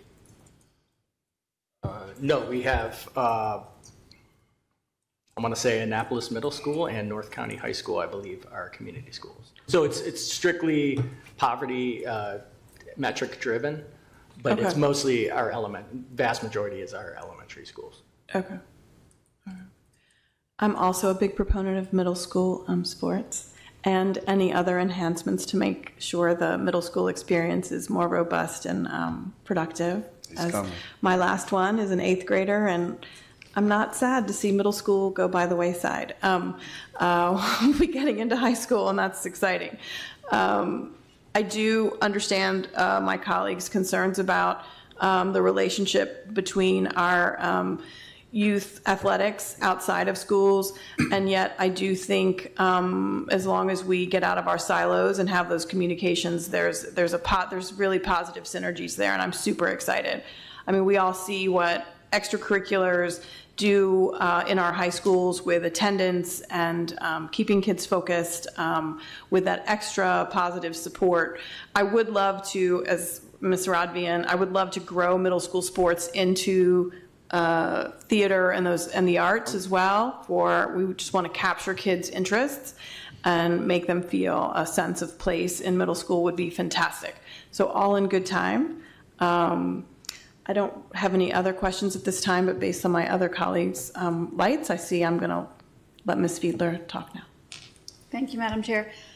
I also am excited to see the middle school sports. I have 2 middle schoolers who on Tuesdays and Thursdays, it's their favorite day of the week because there are after-school activities in the athletic realm, and that is their driver to get to school on Tuesdays and Thursdays. So plus there. I want to go back to, it seems like we talked about this 5 years ago, but the IEP increase of 5% a year, when did that increase begin? And are we seeing a specific age group behind that? I can't answer the age group piece. I will say, since I've been in the district 9 years, we've always seen a growth in IEPs. It's been 2.5%, and then right when COVID hit, we are now starting to see the 3 to 5% growth in IEPs. I actually thought that would probably be your answer, but I just wanted to confirm. Is there any way to get an idea of, predominant age group or grade? Sure. Yep. Okay, thank you. Thank you. My colleagues have made so many different points that I just wanted to kind of follow up on. I'm not sure if there's a question here, so I will do my best to be very fast. One of my colleagues had questions about discipline, and I think one of the issues is staffing. We don't have enough adults in the building, and so what is the name of the program? I want to say Be Present. Be Present is a great way to at least help. I know that you guys are working on grading policy, and I think that there's some ways in which our grading policy encourages all kinds of behavior that's not helpful for learning. And I see your heads nodding. I'm also really excited with respect to discipline, the new reading program, because I will tell you, as a middle schooler, the number of students that I've taught over the years, as a middle schooler, as a middle school teacher, although sometimes I feel like I'm 14, the number of students that I've taught over the years that are in middle school that are, significantly behind in where they ought to be with reading, that by itself causes a huge discipline problem because kids can't understand, they can't fully engage with what's in front of them. So I think our reading program change is going to be huge. Cell phones. I think, the idea that parents want to be able to keep in touch with their kids, I feel like that actually comes down to school shootings. I think they're actually would be okay with all of these other ways of being able to be in touch with their kids, like, hey, you need to take the bus home, I can't pick you up, whatever those kind of conversations are. But I think actually it comes down to parents want to be able to touch base with their kid if there's a school shooting. And I pray we never have that, but I can certainly understand that, why that would be the case. With respect to cell phone policy, I know you guys are talking about it already, but I'm talking really fast again to try and move this along because I know we have capital still too. But my last year at Arundel Middle School, we had a policy that basically if a kid has their phone out, there was no warning. And we told the kids this at the beginning of the year. If they had their phone out, we would take it away. And then I think the first consequence was you can have it back at the end of class. Second time, or no, actually maybe even then, it went straight to the office and they had to pick it up at the end of the day. If there was a second offense, the parent had to come back and pick it up. And I will say that cut down. Now, I know that takes a lot on the teacher's part and it takes a lot on the administrator's part early in the year, but that was very effective. If you really could stick to it, that having that backup from the administration to say, if the kid is still using their cell phone. I mean, I will tell you, the year after COVID, we literally were fighting with kids watching movies and watching like YouTube videos. And I'm like, I think that was just the habits they developed. So to try and come back and all of a sudden enforce rules that they hadn't been able to, or they hadn't had to follow, was really challenging. And that was a very combative year with students, and that was tough. And all of those things, contribute to the mental health.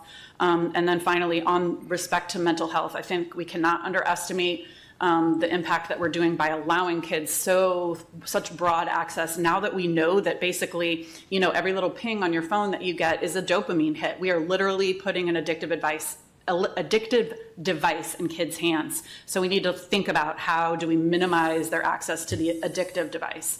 And so I think that's all I got. And I know I have a question about middle school construction when we get to the capital budget. So thank you for listening to my 30-second, I was probably like 2-minute. Yeah, let me just respond real quick on the, we already talked about the cell phone, but the grading piece too.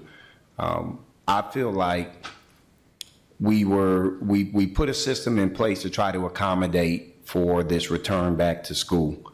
And in doing it, sometimes you can have great intentions, and sometimes great intentions can end up being proven to be more harmful than they were intended to be. And so I think that what we've done in Anne Arundel County, we've enabled our kids to develop some really bad habits that are not transferable to the workplace. And so tightening up on the grading policy is just another example of us saying that we have to get back to some traditional aspect of accountability while also embracing the newness of technology. Like we have to do both. But there are some fundamental one-on-one things that we have to do. Just as Silkworth said earlier, our kids will rise to the occasion. You put the parameters in place, we have kids who will rise to those expectations. So just again, I'm saying to you all, like none of this stuff, this is a 84,000 student school district. This stuff is not going to turn around overnight. I said this to people when I was in Kansas City. If you expect me to come in here and fix all of this in 2 years, you might well go ahead and start looking for somebody else, because I would have failed. And in that district, they gave me 6 years, and I could have been there longer, but they gave me 6 years to do what I was able to do. I think the same here. There's some things, some habits that we're going to have to undo out in Anne Arundel County. There's some newness that has to be introduced. And then there has to be some space for us to fail. And again, fail for me as a former engineering high school principal, first attempt in learning. We're going to have some first attempts in learning, and we have to be given grace in order to get this district to where I believe it can be one of the most phenomenal school districts in the United States, 100%.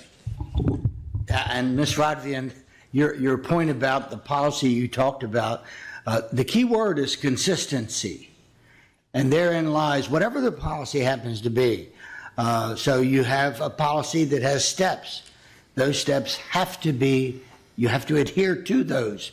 I know when I taught, I had students that I had no trouble with their cell phones, but I know those same students in other classes were watching movies. We had the same policy. Ms. Ledbetter.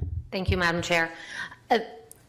First off, Ms. Fiedler, thank you for asking the question about the IEPs. I had literally the exact same question, so won't hit that again. But I wanted to ask specifically, when we're looking at cell phone and mental health, I think something that we haven't talked about it today, but everything I have read that goes hand in hand, and it's social media.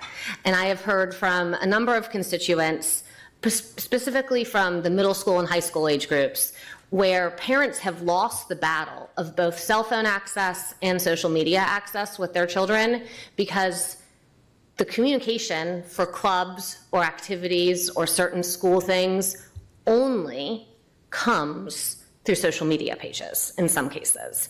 And so parents feel like they have to give their child access to a phone or they have to allow access to a social media because the only way my kid can find out when the next meeting for XYZ is, and I am sure that these things are also on the loudspeakers at school. I am sure there are signs in the school, but the fact that it's there is the temptation. And so I'm just sharing this with you again. I know this is a big job. I don't expect you to have magic answers, but I'm hearing this from constituents, and as you're looking at it all, I feel I have an obligation to make sure you know what I'm hearing. That's a great point. I will take that down in my notes because that's something. And I want to be clear. This could very well be that you have students running these pages. It's most likely not admin. I want to make sure that that's clear, but it still becomes an incentive to get on and to check whether it's during the school day or at home. It's real. We can wish it wasn't happening, but I've heard from parents and just needed to share. Okay, thank you. Are we ready to move on to capital as I check my Power School announcements for my children's grades? Are y'all ready to move on to capital? Ready. Yes, Okay. ma'am.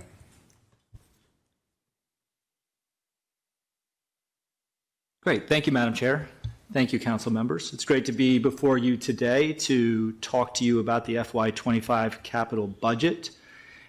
This one-pager, which I made mention to our board members, how much I like this one-pager.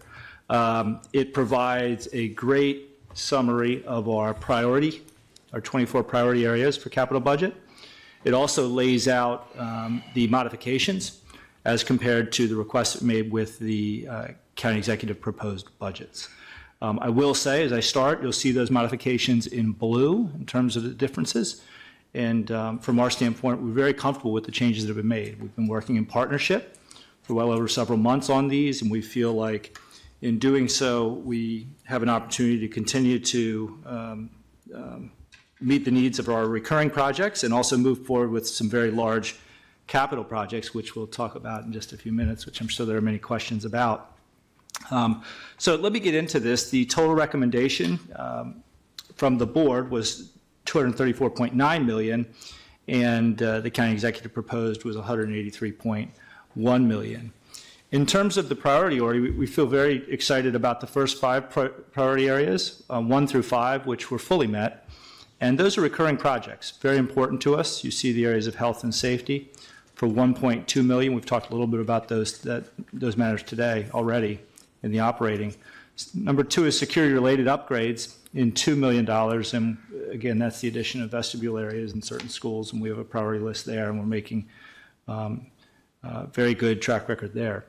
Priority number 3 is building systemic renovations, primarily of HVAC systems, but among other things. It includes a few other things, but that's $32.3 million, again, fully met.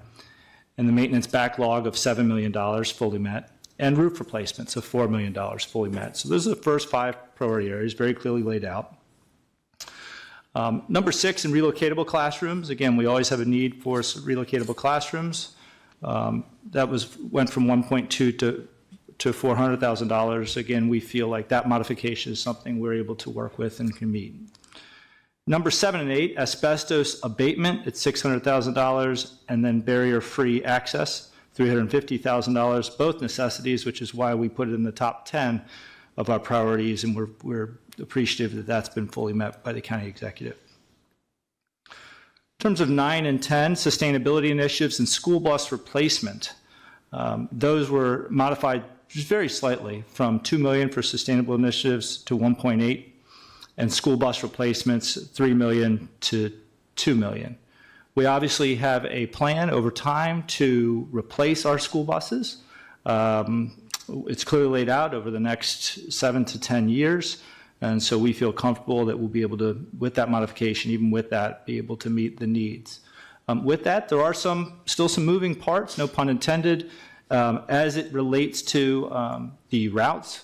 It was mentioned in the operating budget how much of a major difference and impact that the changes in transportation have made.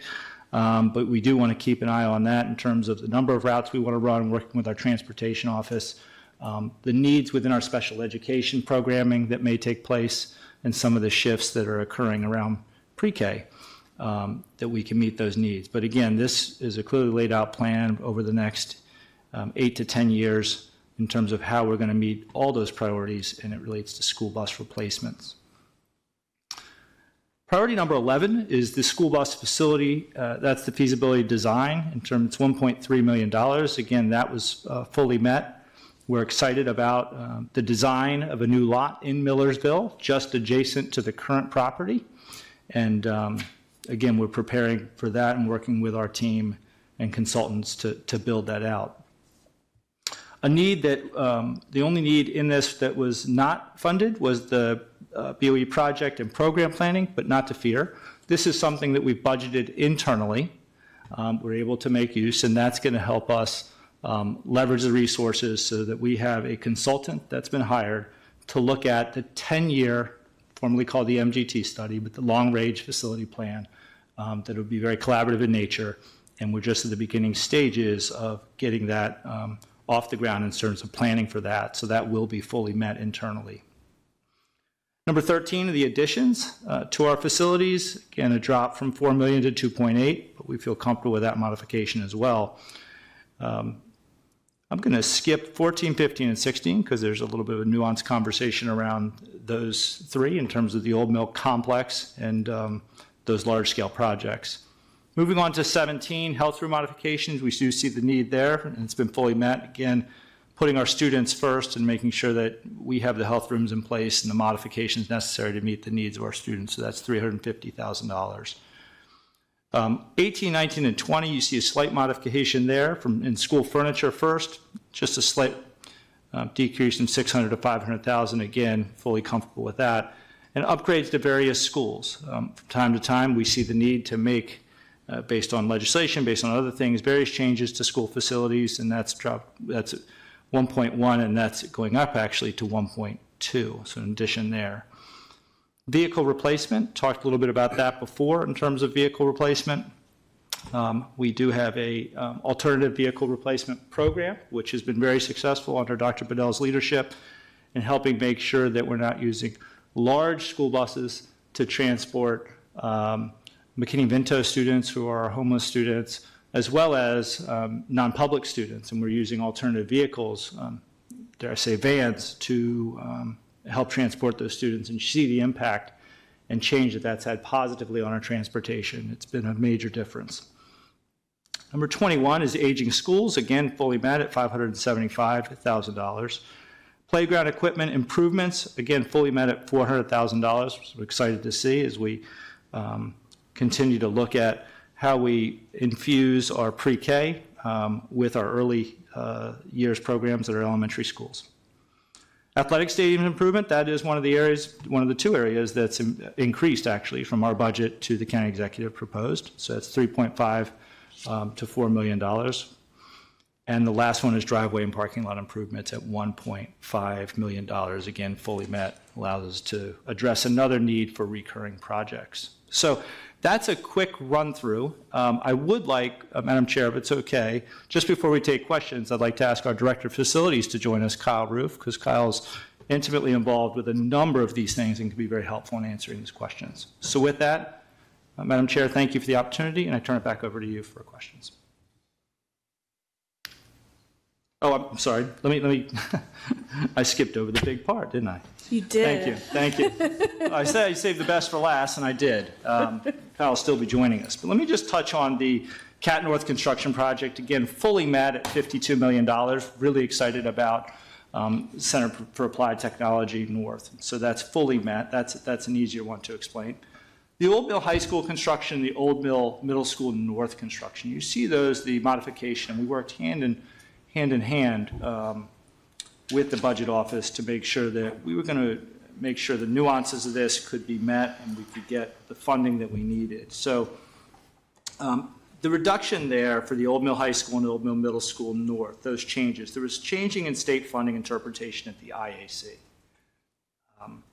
And that is to say, the shift in the agency responsibility went in determining the approving the adjacent schools. Who determined that went from the Maryland Department of Planning to the IAC, and they looked at that very different. And the interpretation was very different for adjacent schools and what that would mean to help fund our schools. And so the new interpretation was that we require ACPIS to include every school that touches the boundary as adjacent. And so unless we can demonstrate a reason accepted by the AC, we'd have to remove it. So redistricting also adds another layer of complexity to this.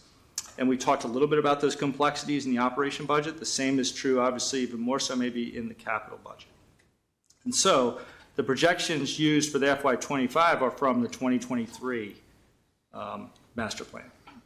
And that did not consider the approved redistricting plan, okay, or provide projections for the Old Mill. So as a result, for Old Mill High School, the IAC was unwilling to consider all students that will be included in the redistricting process. Okay, well, they'll only do so after the 2024 version of the facility master plan is published in July. So we're a bit of a holding pattern. Not to fear, though. Kyle and his team will be utilizing BTL funding for Old Mill High School.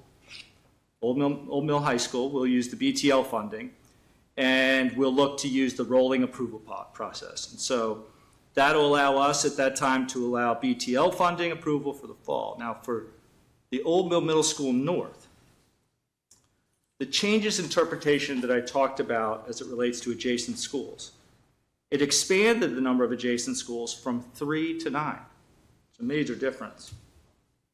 Okay, so we want to use the old standard of funding, but Old Mill Middle School North does not appear to be able to use that same state due to the IAC. So until we can reprogram some space in our schools to accommodate for the redistricting and program changes, at the moment there wouldn't be support for Old Mill Middle School North. So what we want to do is, and what we're going to do is, that project completion will be moved 1 year to September 20, and it'll open in September 28. And so the high school and that middle school will be on the same. High school, it takes 3 years to build. Middle school, it takes 2. They'll both open at the same time in 2028. And this will align with one another. So there's a lot of nuance to those questions in terms of how we would fund these projects. I feel like our team has really done an effective job in trying to maximize where we are with the IAC and adjacent schools and continuing to work with them to make sure that we can maximize that funding. So with that, again, I'll ask Kyle Roof to join us and we can answer any questions. Thanks, Kyle. You see over there. Thank you. Ms. Hummer. So I have a number. First one, the relocatables that we have in there. Do we know how many learning cottages we have right now? I would have to get that number for you. We keep an inventory every year where they're located, how they're moved around. We will be bringing a couple offline, especially at Piney Orchard once the West County Elementary School comes in line, or Two Rivers now. Right. And then also at Meade High School, we'll be taking those offline. Well, that was part of my question. I know, I mean, for years we've been trying to reduce the numbers of portables we have where possible, but sometimes they're needed for construction reasons. But I know Meade High School has a large number that they've basically been using as a significant portion of the school for the past few years, and so does Piney Orchard. When that number that's included in here in the budget, does that include taking those offline? or is that all new portables? It depends if it's related to a construction project. Meade High School specifically is related to that construction project, so any moves of relocatables are funded out of that program. Okay. These relocatables are basically for capacity issues at schools. At the current time, we don't plan on rolling out any additional portables for capacity this coming school year, but we'd like to keep a reserve fund just in case an unexpected enrollment growth happens where we can move a relocatable in. Okay. What you spoke about security upgrades. How many schools do we have left that need the security vestibule updates? I know we're very close to being done. Mr. Roof might be able to find his materials. If not, we can send that to you. Okay. What we don't advertise for obvious reasons are the schools. No, I don't want to know which schools and you're not at asking all. for the remaining, but we can certainly give you an idea of Just how many we have. right. It It's a good doesn't question. have to be. You can get back to me with that one. There's a line item for school furniture.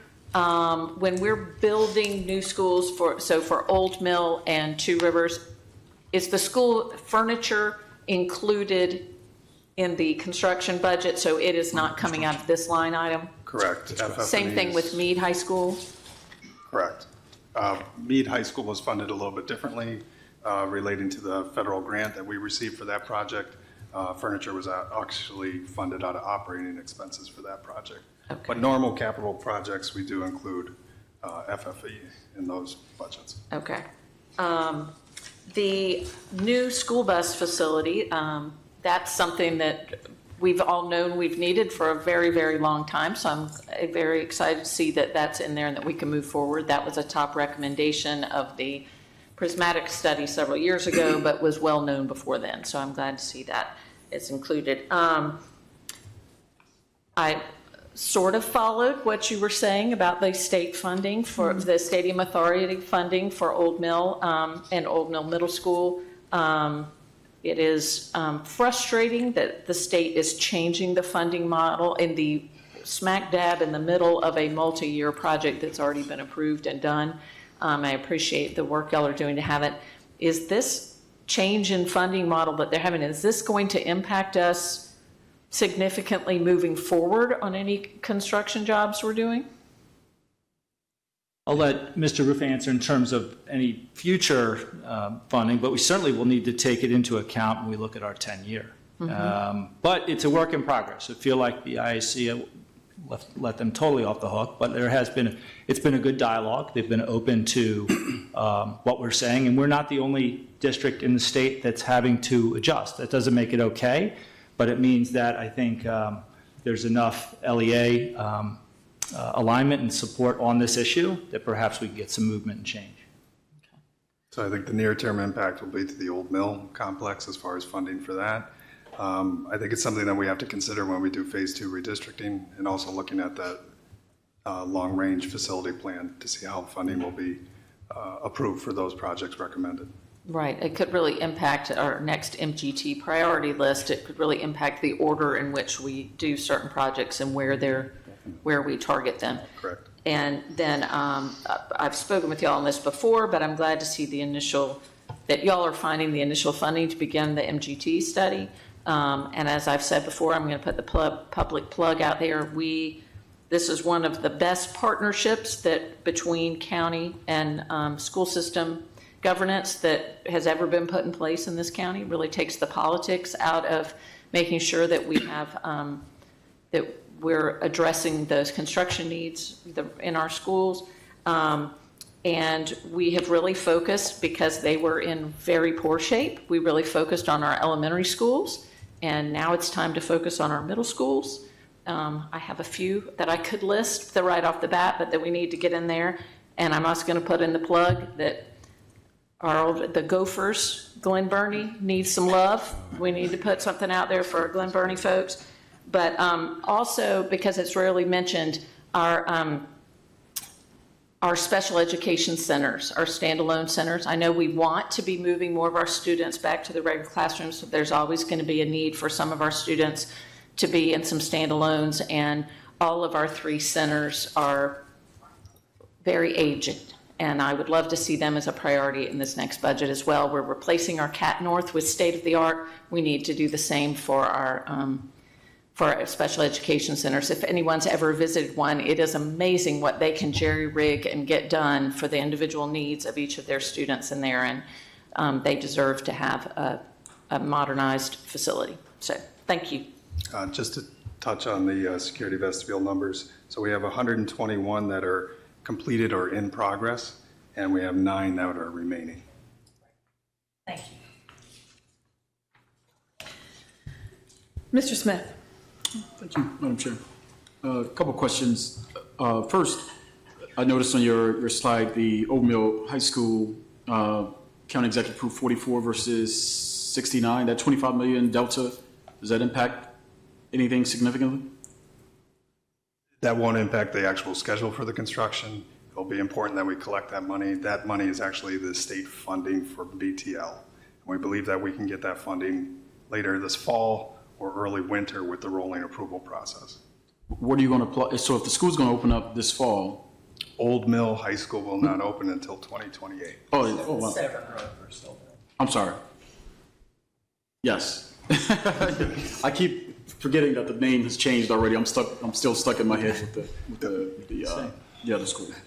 I'm glad you mentioned that. So Old Mill High School, how large is that school? I'm sorry, not Old Mill High School. Severn Run High School. How square foot? Square footage. Huge. About 250,000 square feet, somewhere in that ballpark. It's more than that. While you're looking, I have toured it, and it is It's beautiful. Amazing. Severn Run is 312. So it is 312. Well, do we know how big Crofton was? Crofton is going to be smaller just because it had a smaller SRC, state-rated capacity. And what about Savannah Park? Same as Crofton? I'd have to get that specific number for you. Sure. Yeah, the reason I'm asking is because if you look at the IAC, I think they're with capital improvements and ground, improvements, I think it's like $481 per square feet. Correct. So when you multiply that across the board for square footage wise, it seems like we're still paying for. I'm bringing this up in the school system because we're also guilty of it on the county side of the house. My end goal is for all of us to be like kumbaya and go against the builders or whoever bids on these projects, capital projects, so that we can hopefully get them to bring down some of their cost modeling, because I think a lot of what they're doing is higher than what certainly the regional average is, as well as the state average. And we can go to other jurisdictions and find reasonable construction projects that could be done here, obviously adjusted for the area that we're in. But our, we're in excess of like $1,000 a square feet for some of these projects, and it just doesn't make any sense. I don't believe we're at $1,000. No, I'm saying collectively with the county and some of the other projects, not. Yeah, historically, we've actually fallen in line with that 481. It's important to remember that the construction cost includes just the construction cost and the site. It doesn't include the other soft costs associated with it, including FF&E, planning and engineering. Yeah, and then other costs associated with utility relocations and asbestos removal if we're doing a demolition project. So I'll say from a legislative standpoint, what I look at is the total cost. So while construction may be one piece of it, we're not up in like, well, let's give them 20% on construction and then fully fund the FFE, furniture, fixtures, equipment, or something like that, as well as planning and engineering. We fund all of it, and so I'm looking at the total cost based off of the square footage of the asset. That's how my brain operates. Our present dollar value is somewhere around $550 per square foot as far as total project costs. The budget requests that we've gotten in the past, we actually return a lot of money back to the county. We call it reverted funds to fund future projects. Check. One of the things that and maybe you and I can talk offline about this, is your planning and engineering, FFE, and others categories. They have traditionally gone up probably somewhere in the ballpark around 10 to 30% over the last 12 years. Whereas construction has almost doubled, like 80% increase from 10 years ago till now on projects that are very similar to what we've done in the past. Square foot may be slightly larger, but not 80% larger. And so it's one of those things that I'm drawing the sort of the spotlight on it because it's something we, the county, is also guilty of when it comes to some of our projects. And hopefully, collectively, my goal isn't to prevent anybody from spending that money. I just want our dollars to go further than what they have been spent on. And if it means putting pressure on people who bid to say, hey, double check your math there, because it shouldn't take some of the costing that we've seen, at least that I've seen, over the last few years, or the last 10 years, I should say. It's getting out of hand. Well, I think one thing to keep in mind is that the buildings that we built 10 years ago are substantially different than the ones we're building now, and that's mainly due to building code requirements, energy efficiency requirements. The building that 10 years ago, Northeast High School, right? That's substantially less energy efficient than what we're building now at Severn Run. And that costs money to meet those code requirements. A lot of those are legislative requirements that we have to meet according to IAC funding and how we are qualifying for those funds. Can we set up a time to sit down? Because I'd love to show you my math versus your math. I'd love to. So I think, I'd love to. So that's the big piece. I'm always going to raise this because at the end of the day, our CIP program is about $1 billion, and every Oatmeal is going to be roughly $200 million, or maybe 190, depending on what you return. And 5 years is going to be $220 million, so that it significantly hinders our ability to build things for the greater good. The longer we allow these costs to go out of control. I'm not saying it's your fault. I'm just we collectively. I've seen some construction math that just blows my mind. So that's it. Thank you, Madam Chair. Mr. Volke. You want to let Ms. Ravian was up before me. It's your call. Can you just yeah, sure. Happy to. Can you talk to me about Northeast area elementary school? I talked to Mr. Stansky briefly about it when the budget came out. I know he mentioned that redistricting had made it so that it looked like that may not be required, but you're doing this, I don't know if it's MGT, but MGT-like study, and you're going to look at capacity.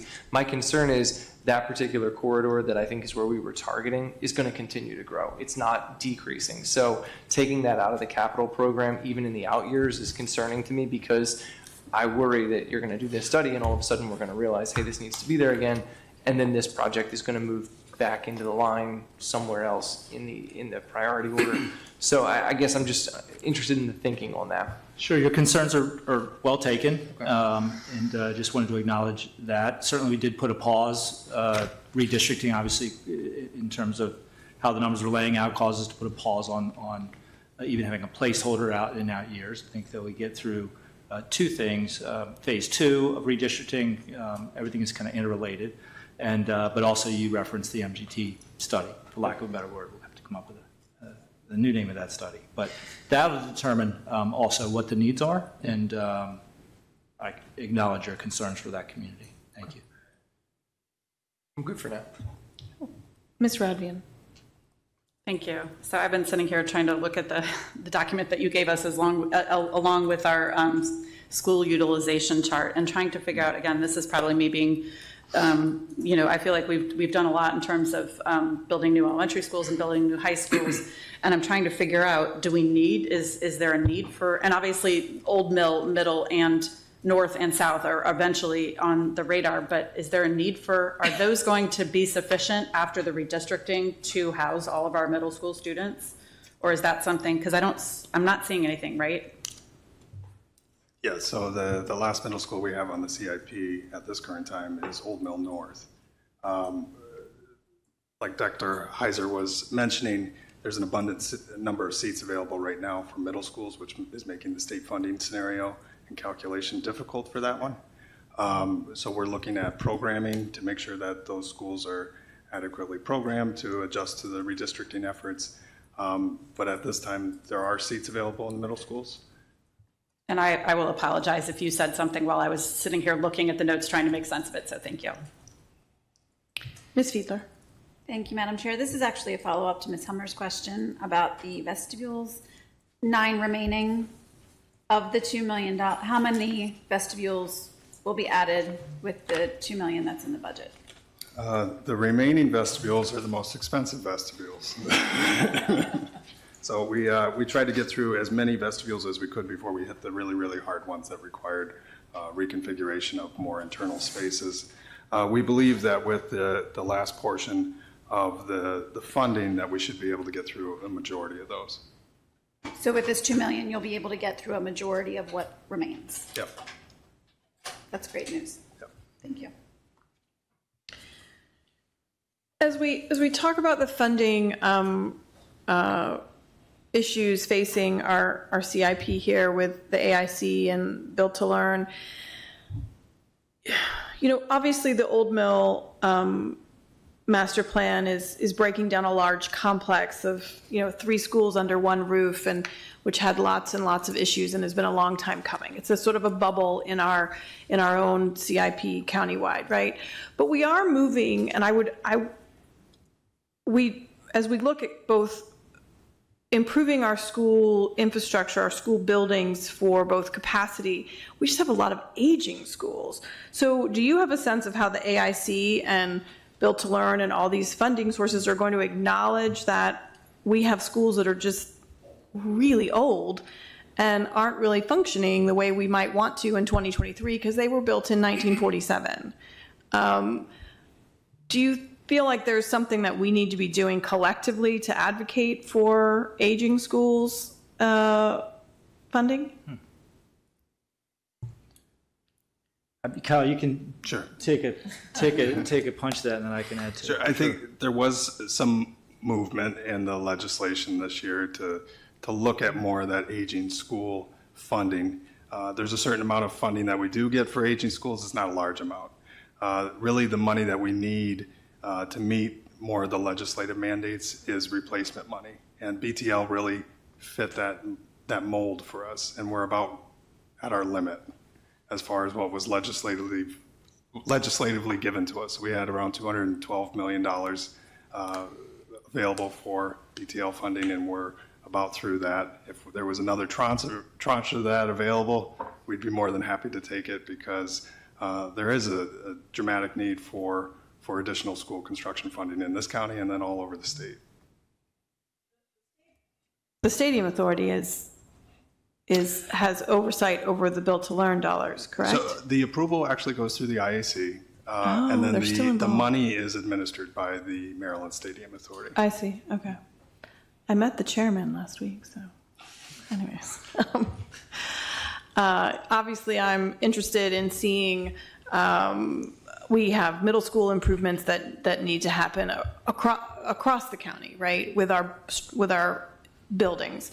And then we have, I would say, if I were to just pull schools out of my head, obviously I'm very interested in seeing improvements and possibly replacement or renovations at Glen Burnie High School. But North County and Annapolis also need some love, as we like to say here on the council. So I don't feel like we also in this county need to be considering land banking to prepare for the future, or whatever that may be. So, because I'm not going to let you take my park to build a school.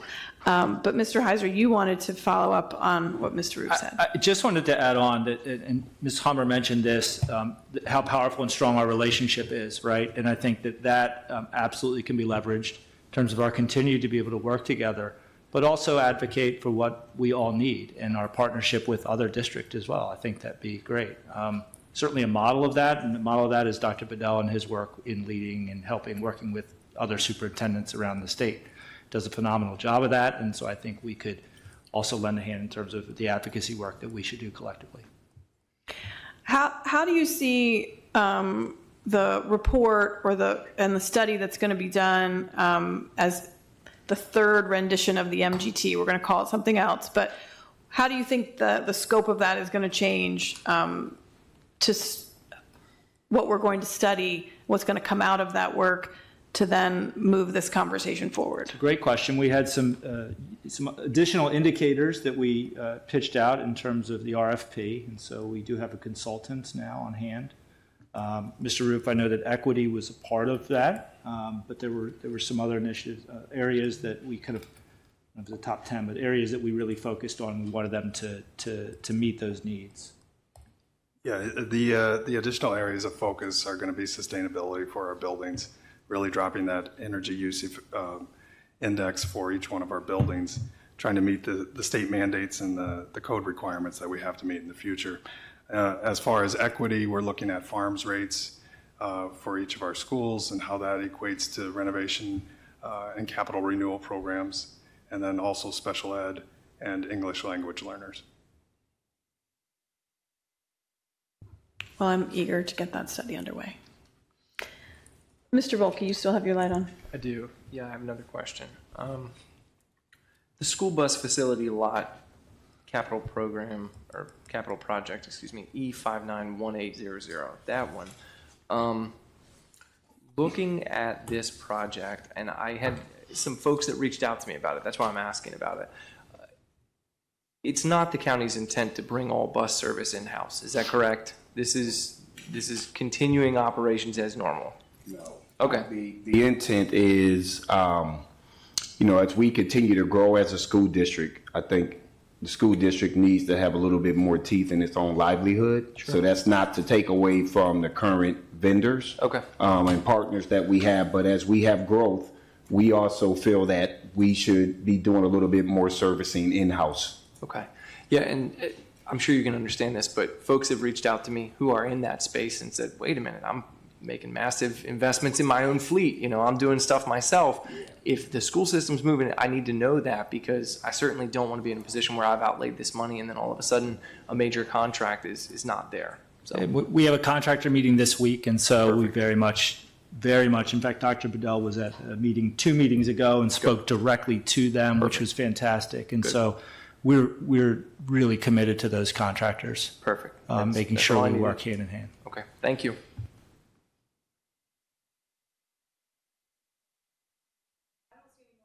I don't see any more lights, but I do want to thank y'all for being a very good partner with the District 2 office as we are working through a tremendous amount of construction.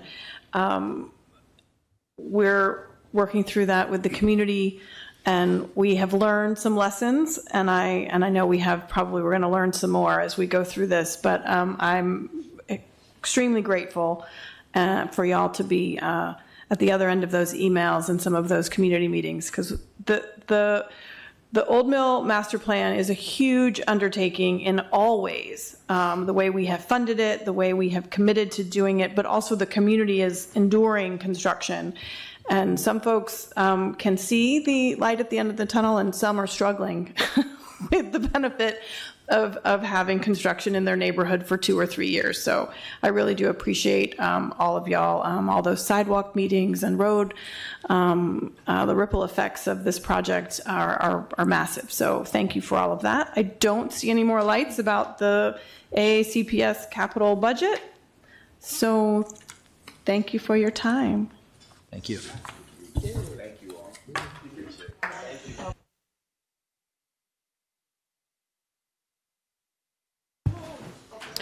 Is there any other business any council member would like to bring before the county council at this time?